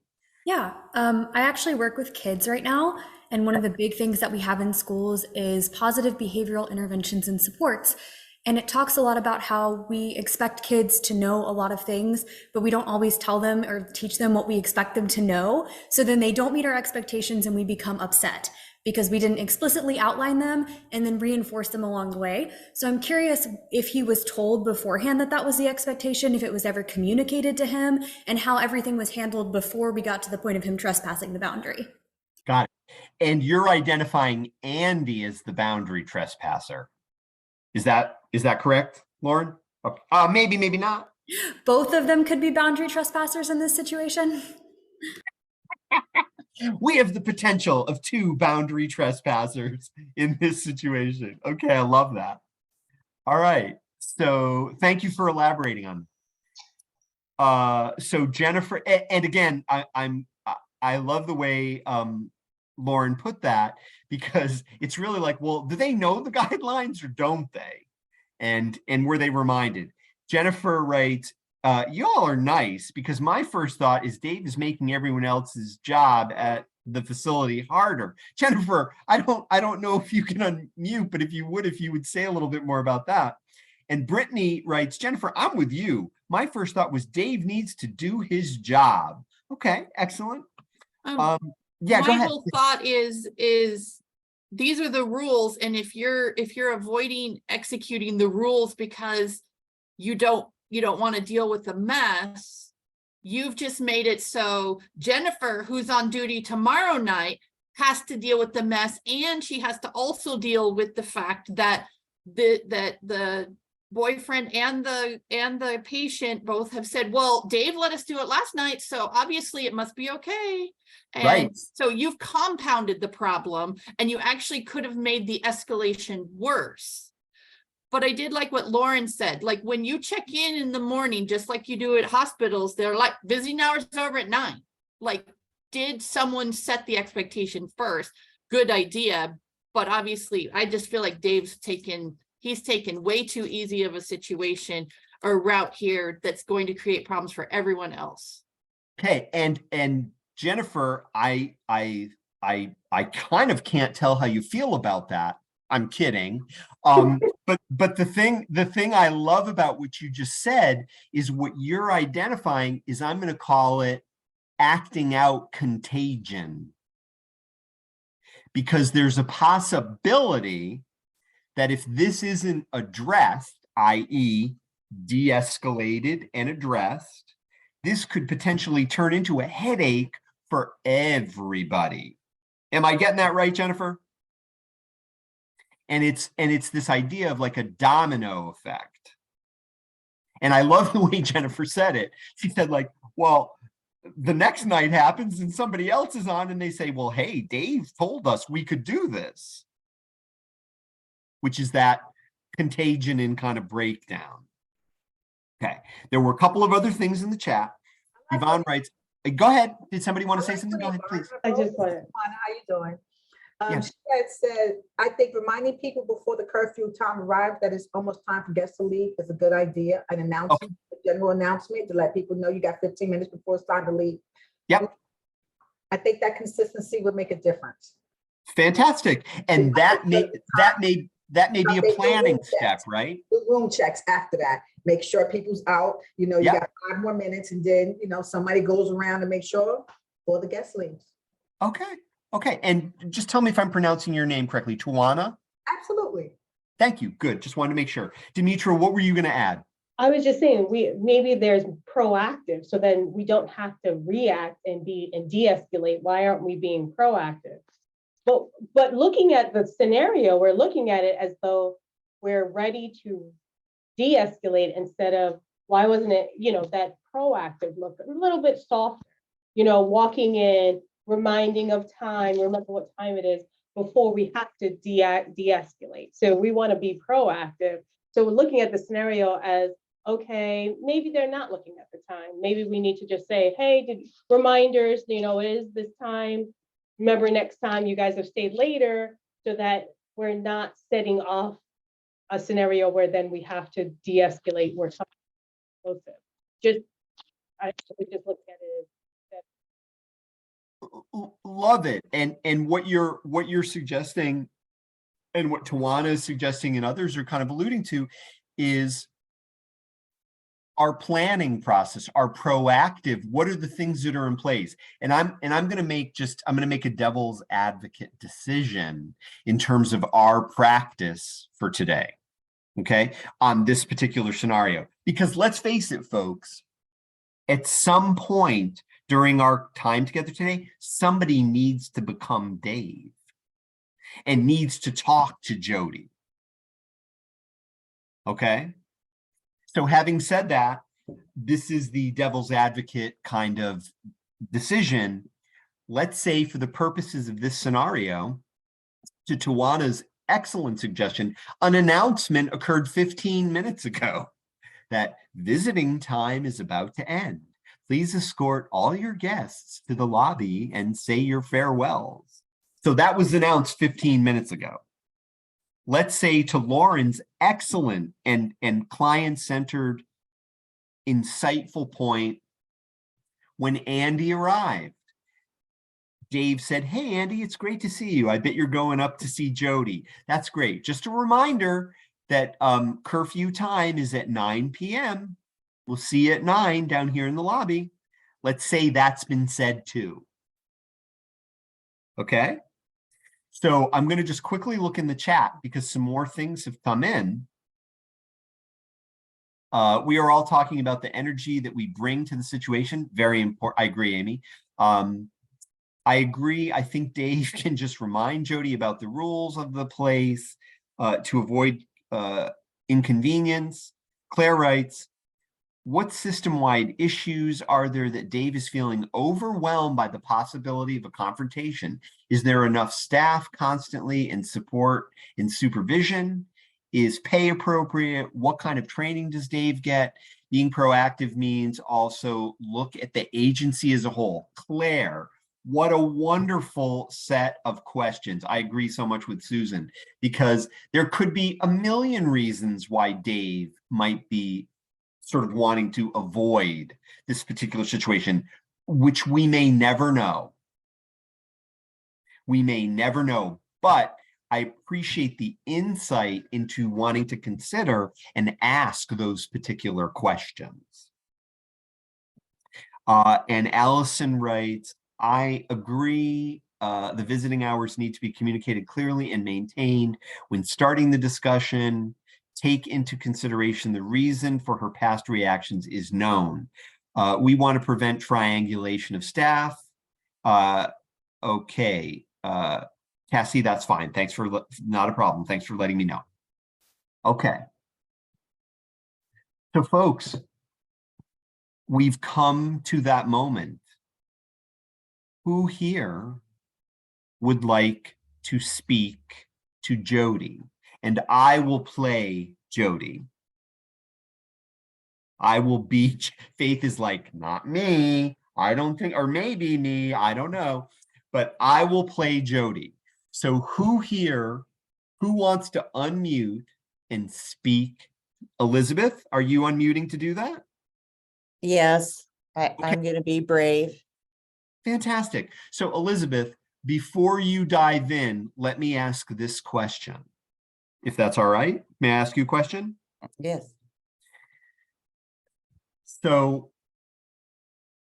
before you speak to Jody, is there anything that you want to do because you're Dave now, is there anything that you as Dave are going to do before you speak to Jody? Yes, I need to take a few deep breaths. And even though I'm remembering that Jody has a tendency to make a scene, I'm going to consciously bring to mind something that I like about Jody, because I make a practice of finding something I can like about everybody, even when they're difficult. Okay. Okay. So I want to just underline, you're going to take a few breaths. You're going to center yourself. You're going to get yourself centered. And then you're going to bring to mind something that you actually like about Jody. You're aware of the fact that she can make a scene, but you're also going to focus on what you like about her. Fantastic. And Elizabeth, if it's okay, can I ask you one more preparatory question? Yes. What is your approach of how you're going to get Jody's attention? Are you going to go up and knock on the door? Are you going to ask her to come out? Are you going to go into the room and speak with Andy and her? How are you going to do it? And what's your rationale? My idea is to just go speak to them privately. So I would go to where they are visiting, if it's her room, and then knock. I would not, absolutely not burst in, but I'd knock. And then once she answers, then I would proceed to talk to her. Okay, so you'd be talking to just her. No, well, if Andy was hearing, I would address her, but if Andy was hearing it, because I'm also aware that Andy could be imposing himself into her space. We don't know if it's her idea for him to be there or not. Okay. Okay. Okay. Now, a couple of other people are putting things in the chat, and I love the fact that you're using the chat to line out what you would do or the considerations that you would have as well, because each one of us would approach this the way, and I want to go back to something Anne said at the beginning after we looked at this scenario. Anne said, I want to approach this so I'm de-escalating the situation. Okay. So Elizabeth, whenever you're ready, I'm ready as Jody, and your first line is knock, knock, knock, because I presume you're going to knock on my door. So that will be my cue to answer the door. So whenever you've taken your breath, envision my good qualities and knock. I'll just wait for your knock, knock, knock. Okay. So, knock, knock, knock. Hello. Hi, Jody. How you doing? Who's that? Oh, this is Elizabeth down at the front desk. Remember? Oh, hey, yeah. Me? What's up, Elizabeth? What's up? I'm here visiting with Andy, as you know. Yes. Hi, Andy. Good to see you. Hey, good to see you too. Huh? Okay. What's up? I just wanted to point out it is now 9 o'clock. And, what? It's 9 o'clock already? I know. Doesn't time fly? It does. I can't believe it. I guess Oh, wow. Oh, yes. Okay. So it's 9 o'clock. What's up? Yeah, so remember at 9 o'clock, we have to send our visitors home. So Andy, I'm sorry. I know it's a bummer. Yeah. Jody, I know it's a bummer, but Well, time's up. I'm wondering, Elizabeth, I haven't seen Andy for such a long time, and I'm just wondering, I know it's 9 o'clock, but I'm wondering if it would just be okay if he stays for like, just another half an hour. It wouldn't necessarily be that long. Oh, Is that okay? I'm so sorry. I just not able to give that extra time. Why? It's only half an hour. Nobody else needs to know. It'll just between you, me, Andy, and the wall. I know, Nobody but else needs to you and know. me and Andy and the wall, we all know about it, and we all know that we have to follow these rules. Even if we don't like them, we still, that this is something we have to do. I mean, don't misunderstand me, Elizabeth. It's not that I don't like the rules. I mean, I get it. Rules, rules, rules. But, I just haven't seen Andy for such a long time. And I'm just wondering if we could just have that extra little half an hour. Well, I hear that you've really missed Andy and I haven't have. seen You him. got it. Yeah. Yes, and I'm so sorry about that, but I'm just afraid we have to boot him for now. Andy, can you come back tomorrow? Oh, that's so harsh. So, I know. but you said he could come back tomorrow, right? Yes, absolutely. Hey, Andy, our visiting hours start at 1 o'clock tomorrow afternoon. Be here. All right. Okay. Well, I guess. All right.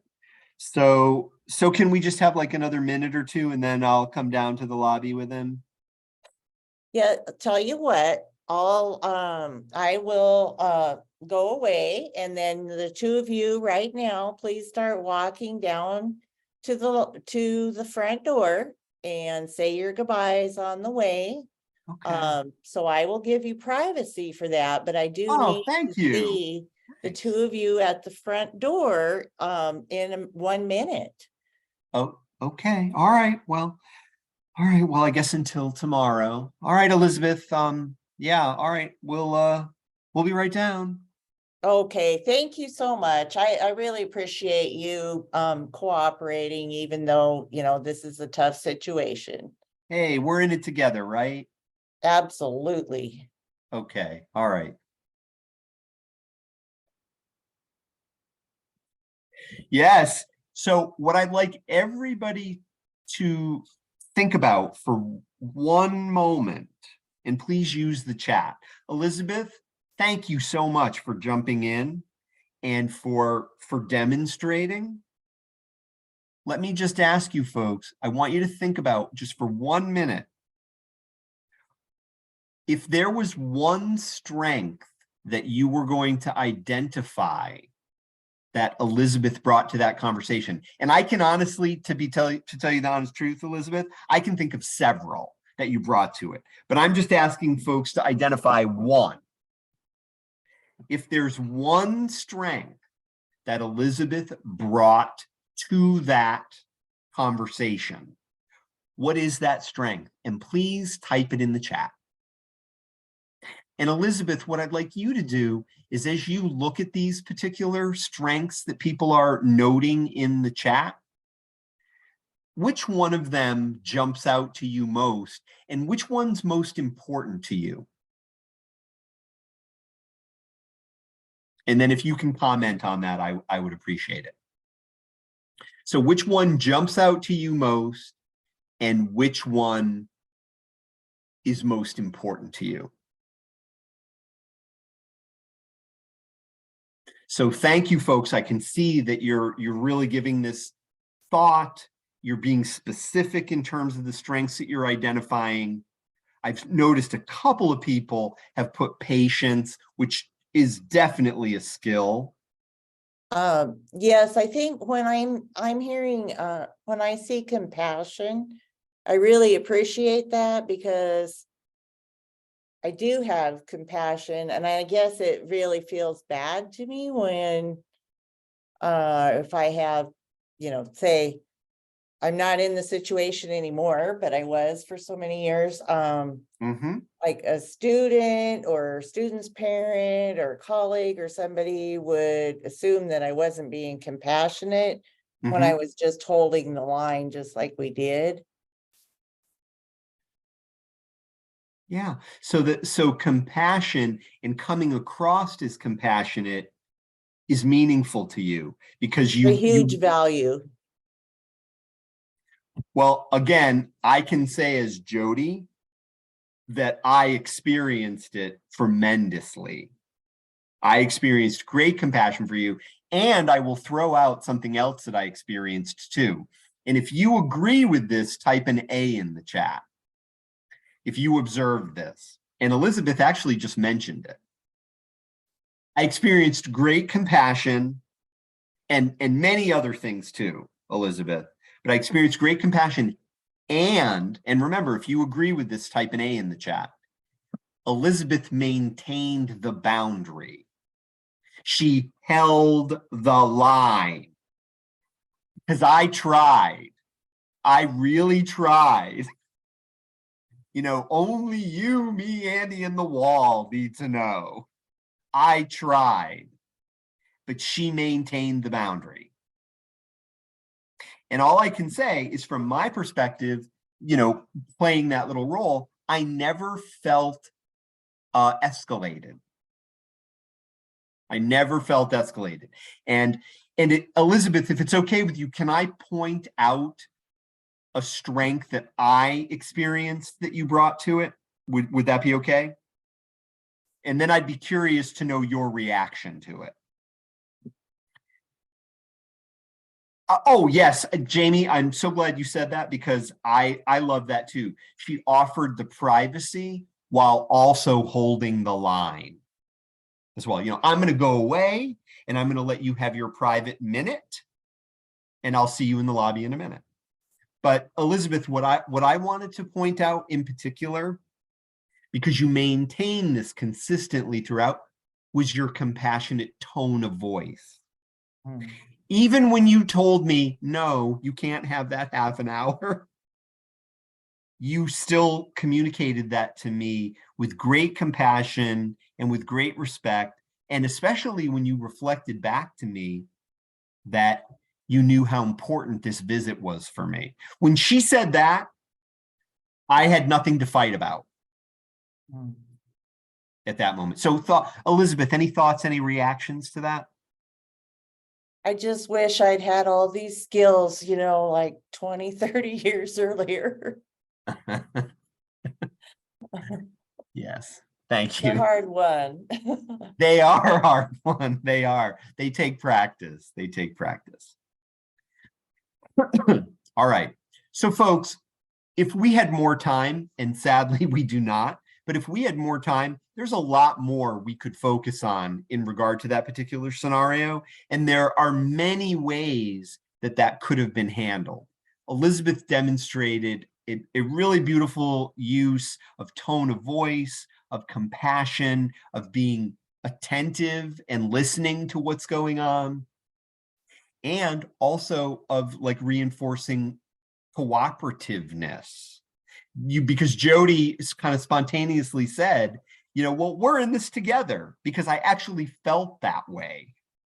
I didn't say that just because I made it up. It actually came out of what I felt like was going on. Lauren writes, also, we do not use role-playing nearly enough in training to help others prepare for uncomfortable situations with clients. So this was really refreshing. Okay, good. Good. I'm glad. I'm glad. I wish we had more time to do that. I do have another scenario that I'm hoping we're going to have time to look at. And it will require, and you can be thinking about this now, it will require 2 volunteers, one to play a person named Barbara and another to play a person named Philip.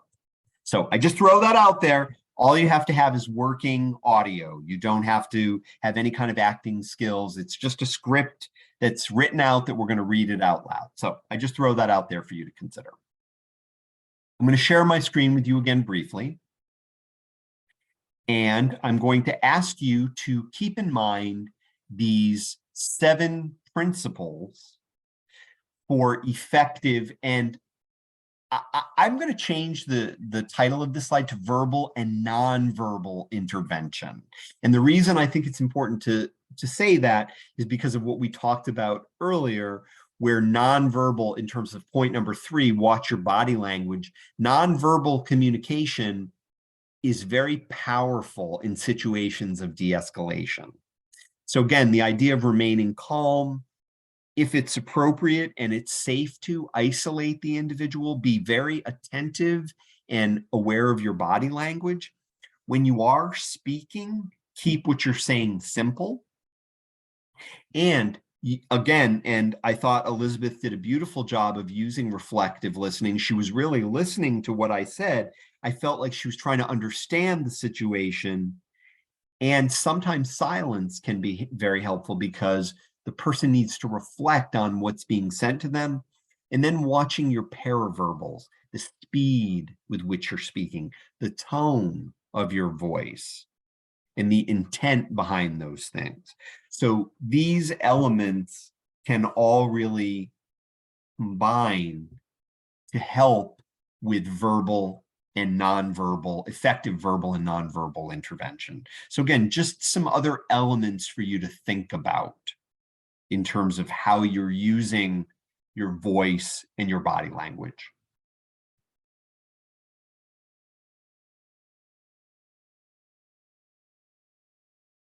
And Susan points out that listen and silence have the same letters.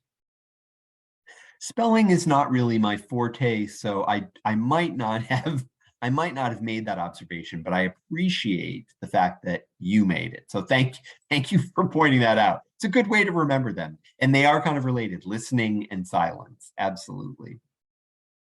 It's hard to really be listening to understand if you're really waiting to talk.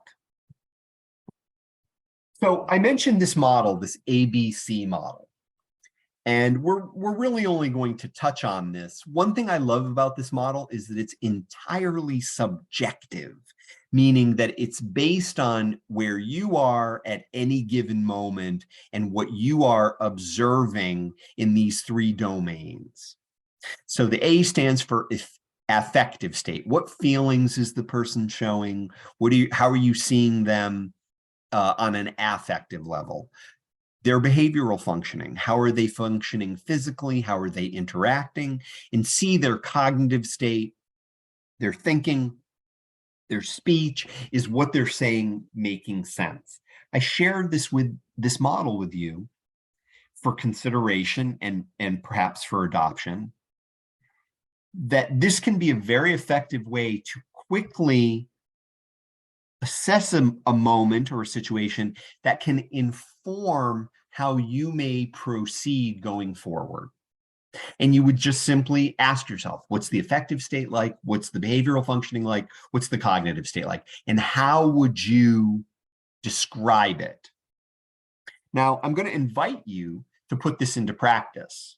And I'll just show you this again.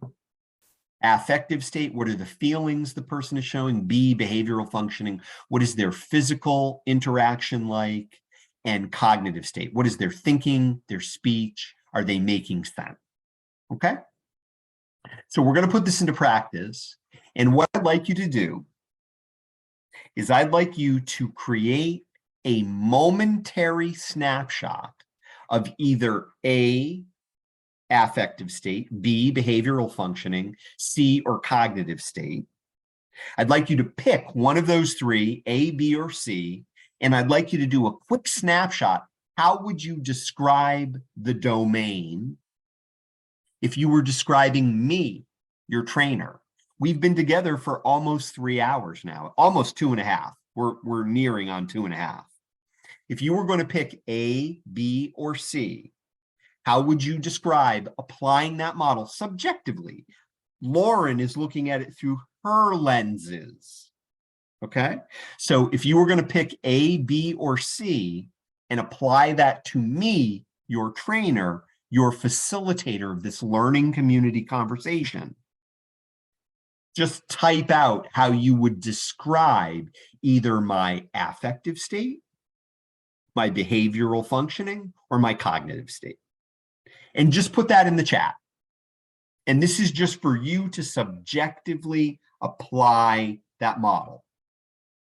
And just put it in the chat. And if you can, indicate which one of the domains, A, B, or C, that you're focusing on. So are you focusing on affective state, behavioral, or cognitive? Okay, and Kristen, thanks for clarifying. And again, this is for you to apply this model in this particular moment based on our interaction thus far. Excellent. So 1, 2, 3, 4, 5, 6, 7, 8, 9, 10. Okay, so 10 or 12 people have responded so far. And again, let's try, and again, feel free, folks, really use your subjective lens. How would you describe using A, B, or C? And again, the purpose of this model is that so you get into the habit of checking in with yourself about what is the state of this particular person, and then how might I approach this particular person. Okay? Excellent. Perfect. Okay.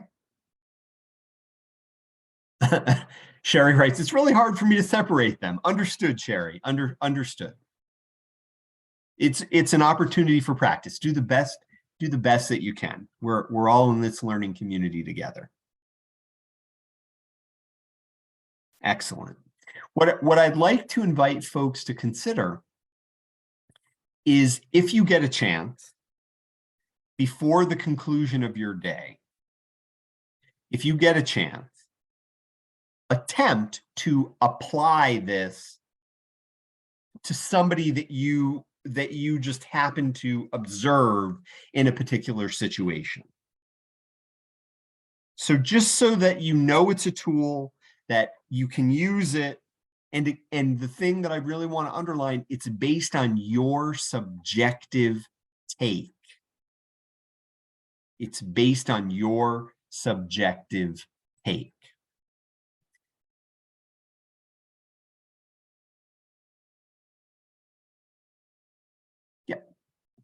Yeah, and it's interesting, Lauren is responding to Sherry that about sort of utilizing mental status exam templates, which are often pretty long. And the beauty of this model is that it's really meant to be kind of a quick snapshot based on what your gut, your eyes, your ears, and your heart are telling you at any particular moment. Okay. So again, my absolutely, yes, somebody else is most likely going to have a different subjective take on the same situation. But again, keep in mind, if you're the person walking in to de-escalate, it's your assessment that you're going to be basing your approach or your behaviors on. So absolutely, somebody could have a totally different experience, and that would be completely understandable. All right. Okay, I'm going to check I just checked the chat, and I'm going to move us just a touch forward.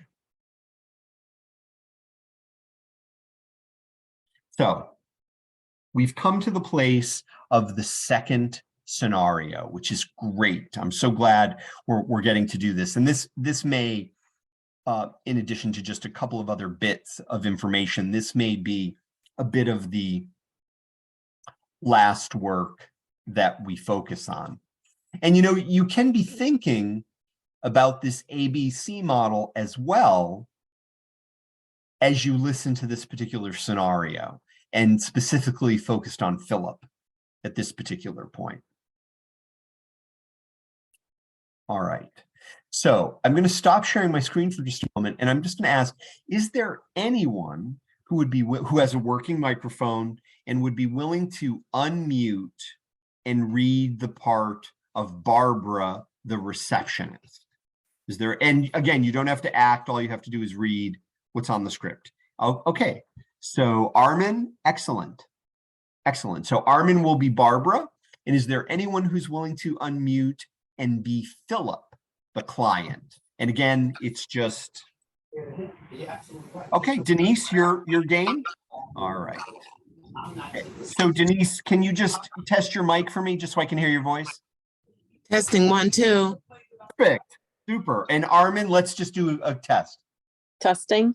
Perfect. All right. So what I'm going to do, perfect. I'm going to share my screen and I will do my best to scroll down so you can see your next line. Now, I want to tell you in advance that sometimes I completely screw this up, but I will go right back so you can see your next line.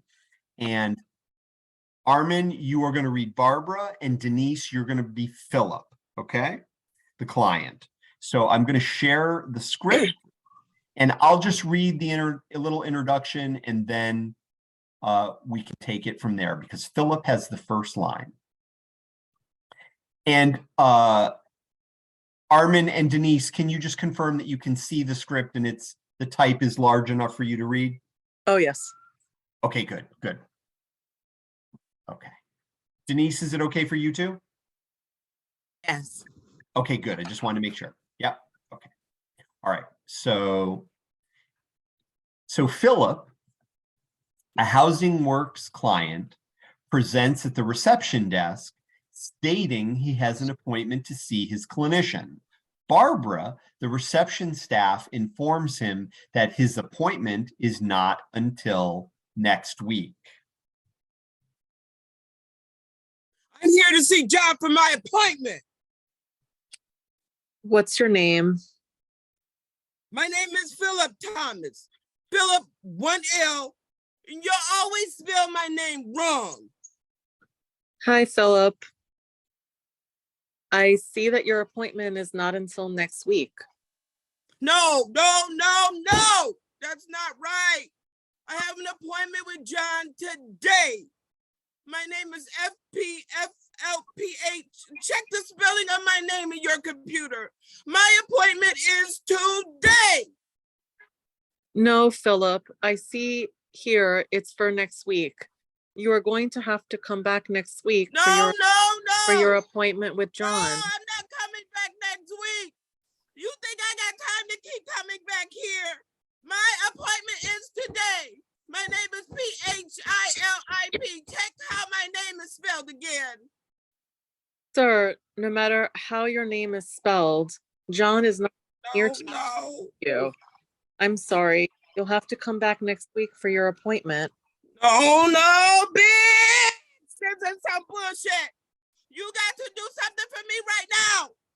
I got an appointment and I want to see John. Is John here? You better call him because I'm going to be right here. I'm not going anywhere until I see John today. End of scenario. Okay, let's all take a breath. Okay, that's a tough situation. Denise, wow, Academy Award winning. That client came in up here.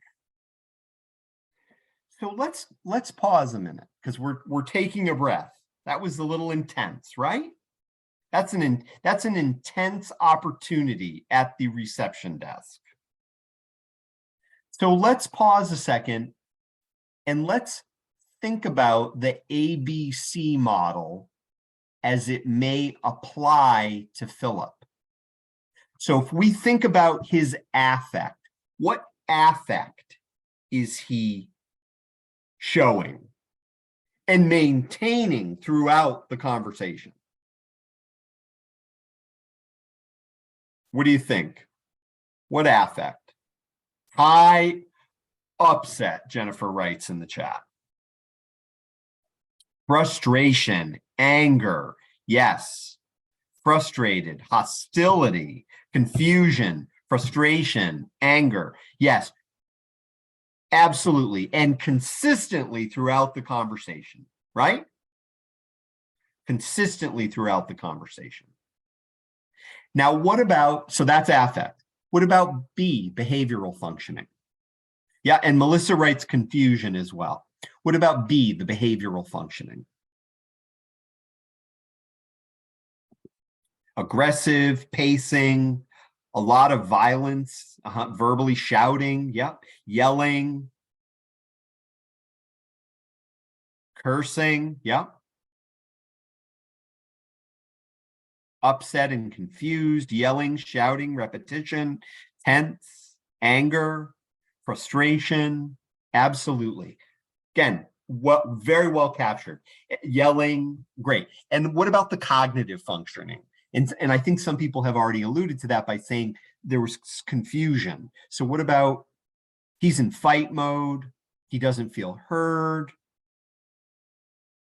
Absolutely. And what about the cognition, the thinking and the speech? How would you describe that? Yelling, yep. Which kind of overlaps with what we, hostile, yeah, in terms of a hostile tone, absolutely. Hostile, rapid, elevated, yep. Repeated himself. Loud, pacing, cursing, out of control, Jolene says, yeah. All or nothing. Yep.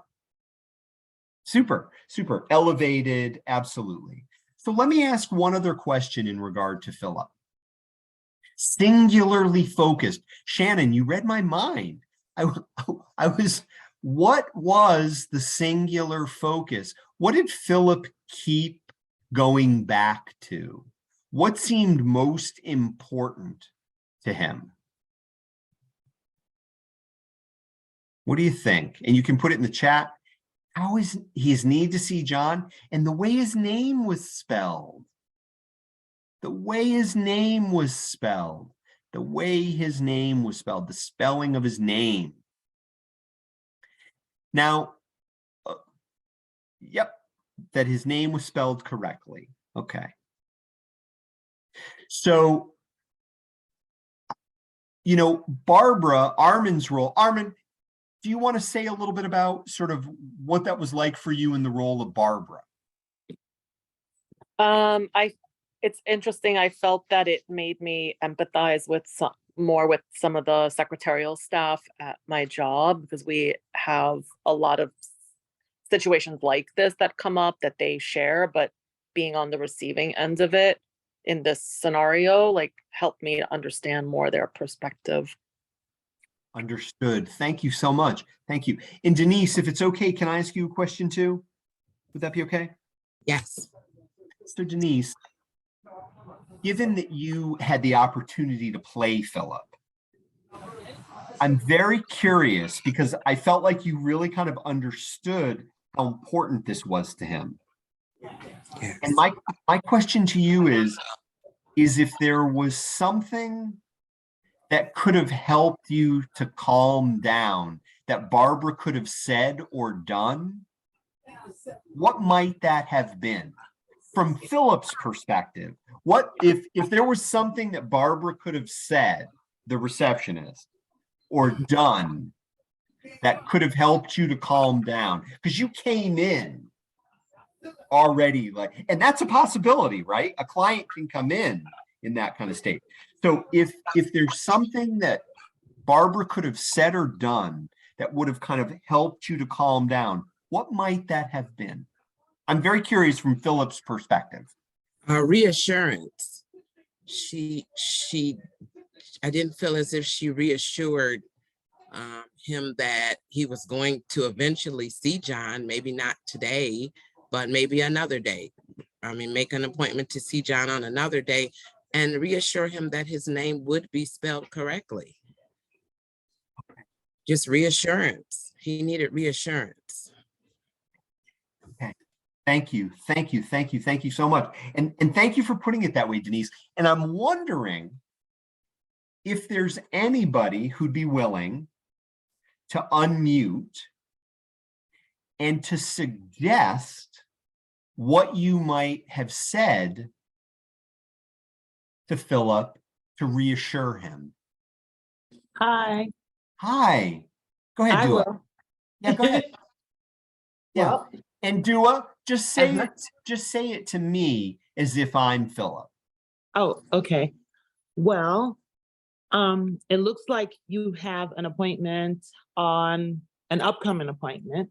However, let me look at the calendar and see if I can fit you in with Philip later today or early tomorrow. How does that sound? Is that okay? Okay. So again, you would have assured him that you were going to somehow get an appointment for him. Or at least look into it. That way. Understood. Understood. Is there anybody else who'd be willing to unmute and say what you might have said? Yeah, go ahead, Faith. Please go ahead. I think I would probably. And Faith, just say it to me. I'm Philip. Just say Okay, all right. Oh, Philip, you came early. I have done this myself. Oh my goodness, your appointment's not really till next week. Let me see if there's any other times available for you that maybe we can get you in sooner. Okay. And the other thing I want to note in terms of what Faith said and what Dua said was, I hope you are noticing their tone of voice as well. Okay. Is there anybody else who, yeah, go ahead, Demetra, go ahead. And Demetra, just say it to me as if I'm Philip.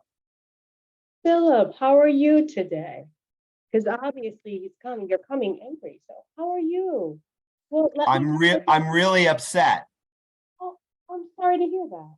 Let me just look in here and look at the dates and see if we're clear on when you should be here and when your appointment is. Seems like there's a little confusion. Sometimes we mess up here. Let me just look in my computer and see what it looks like in here. Okay. So again, and Susan, I see you. Don't lose your thought. So I just want to underline, Demetra, expressing concern and then saying, let's look into this together. And these are all strategies. Yeah, I just wanted to say, this is Faith. Please. Yeah, I can hear you, Faith. Okay. From the beginning where it said that she didn't even look up at him, and and I know everyone gets busy and stuff, but it really is important to look at someone in the eyes and value that, shows that you value them, that you're ready for them. Take that breath and that kind of hits it off, starts it off better. Yes, absolutely. It makes a difference, right? And this was written, this wasn't Armin's fault, by the way. This was written for Barbara to proceed the way that she proceeded, because we want to acknowledge that, there are things that the Barbara character could have done differently to help de-escalate the situation. Susan, Eula. Susan, we'll start with you. We'll go to Eula, and thank you both for your patience. Go ahead, Susan. Hey, Philip, I'm Susan. I work here in the office. I just happened to overhear your conversation, and I was wondering, it sounds like I heard you say that it's kind of hard to get here. Is that what I was hearing? Did you know, maybe you didn't know this, but we have this program where we can give you a bus pass, or your insurance might be able to help you get rides here to meet with your case manager. Okay. Would that help? It might. But again, let's look at the approach. The approach is, I'm expressing concern and I'm doing my best to offer a resource to help you with whatever your concern or your problem might be. Is that the spirit of it, Susan? Yes. And that's not the first thing that I would say, but that's because other people have mentioned other things, but that's something that came up in the dialogue, that it was really hard for him to get there. Yeah. So that could be a helpful, Yeah, absolutely. Got it. Eula, any thoughts? What would you say to Philip? I would say to Philip, I'm sorry that we couldn't help you today, but could somebody else see you? Can I get you somebody else to speak with? If there's something that you have you know, that you'd like to get off your chest or whatever the case may be, I have other counselors here that can help you today. Absolutely. So again, accommodating him, regardless of whose error maybe it was. If possible. It's not always possible, but if it's possible. And at least expressing the willingness to look into it. I'm going to throw out one thing, and then I want to make sure that you have enough time to complete the evaluations. Oh yes, well, Melissa maybe read my mind and said I would confirm the spelling of his name as a way to validate him. Philip, can you spell your name for me? This Jamie says this. Philip, can you spell your name for me? Let's double check what we have, that we have it right. And how come nobody suggested that we call Jolene to de-escalate? Oh, Jennifer. Because Jolene is on vacation. That's why. Well, folks, let me thank Armin and let me thank Denise, and let's all thank them for jumping in and reading the scenario for us and for helping us to sort of set the foundation for that conversation. And the other thing I'll just underline in regard to that is let's also keep in mind, folks, that as much as we can let the person know that we hear what's important to them, and clearly in this scenario, what was important to him was to be seen, and that we get his name right. And that he possibly see John or maybe see somebody else if that's actually possible. Okay, so just keeping that in mind. I'm going to share my screen again.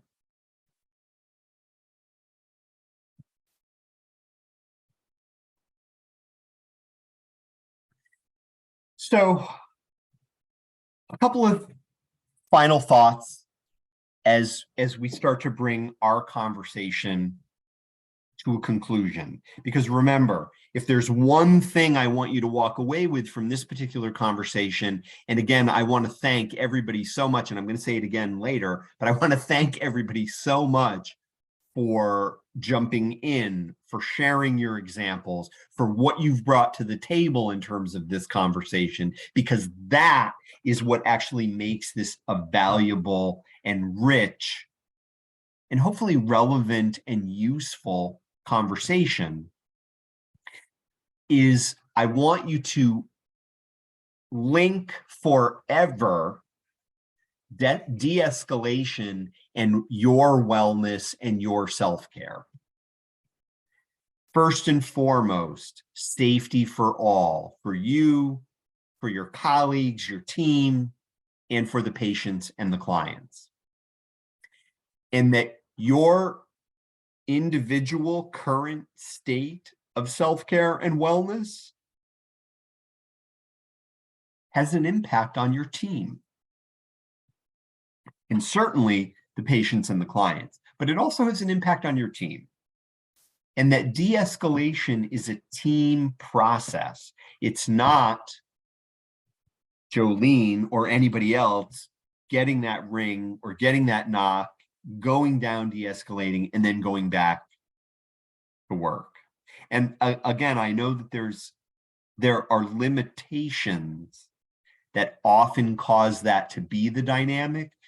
And what I'm inviting you to consider and to think about in terms of our work going forward is that as much as we can prevent that from happening so that your wellness and your self-care and your ability to be effective at what you do isn't threatened. De-escalation is a team process. And that if we want to be effective and we want to make sure that everybody stays safe, the de-escalation process has to begin long before there's ever an incident. And the importance of being able to reflect on the work that we're doing, the de-escalation that we do, so that we can integrate our learning we can refine and grow, and we can also recharge so we don't get burnt out. And just that reminder that no one de-escalates alone, that we want to make sure that you do have an opportunity to debrief. You do have an opportunity to plan, prepare, practice, and prepare just before.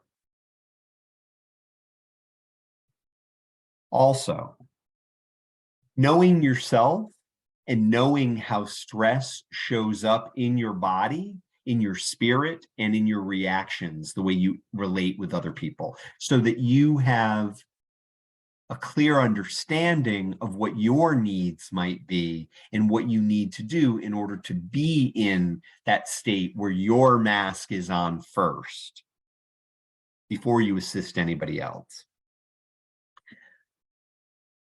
Doing the best that you can to protect and be consistent about debriefing with the team or other staff persons.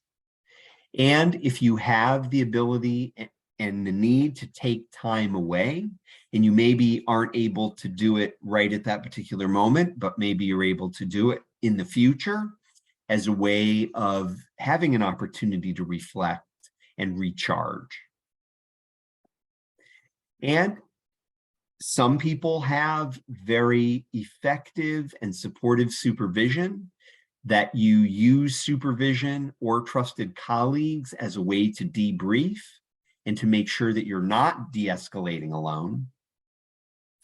And if you have employee assistance programs, or if you have paid personal time or sick time or any of those benefits, they are there for you to use, and you don't get a prize for not using them. And I can tell you from my own personal experience, having lost at one time in my career 365 hours of paid vacation because I didn't make the time to take a vacation. Even if it was a staycation, I had paid time off that I lost and couldn't get paid out because I didn't take it. And that was not taking good care of myself. So again, just these gentle reminders. And I see, oh,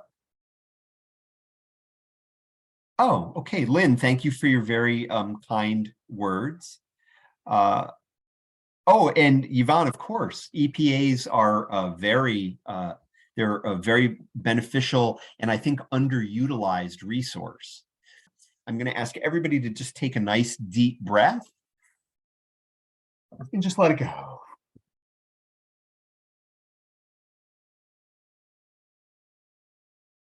And again, I want to thank all of you for being here, for everything that you brought to the table. I'm going to ask you, if you would be so kind, is to just take a moment and reflect.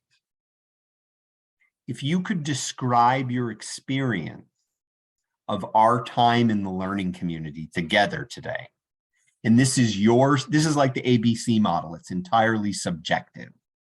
If you could describe your experience of our being in the learning community together today, what's the one word that you would type in the chat to describe it? And there's no right or wrong here. It's just the one word that would describe your experience, and just type it in the chat. And about 31 people have done that. When we hit, hopefully we'll get everybody to respond, but when we hit about 65, hey, we're at 61, we're almost there. So again, just the one word that would describe your experience. Excellent. Excellent. So folks, again, I can't thank you enough. I hope that we will be in future learning community conversations about this and other topics. And I want to wish you all, I know the weekend is not here yet, but when it comes up, I want to wish everybody a safe and enjoyable weekend.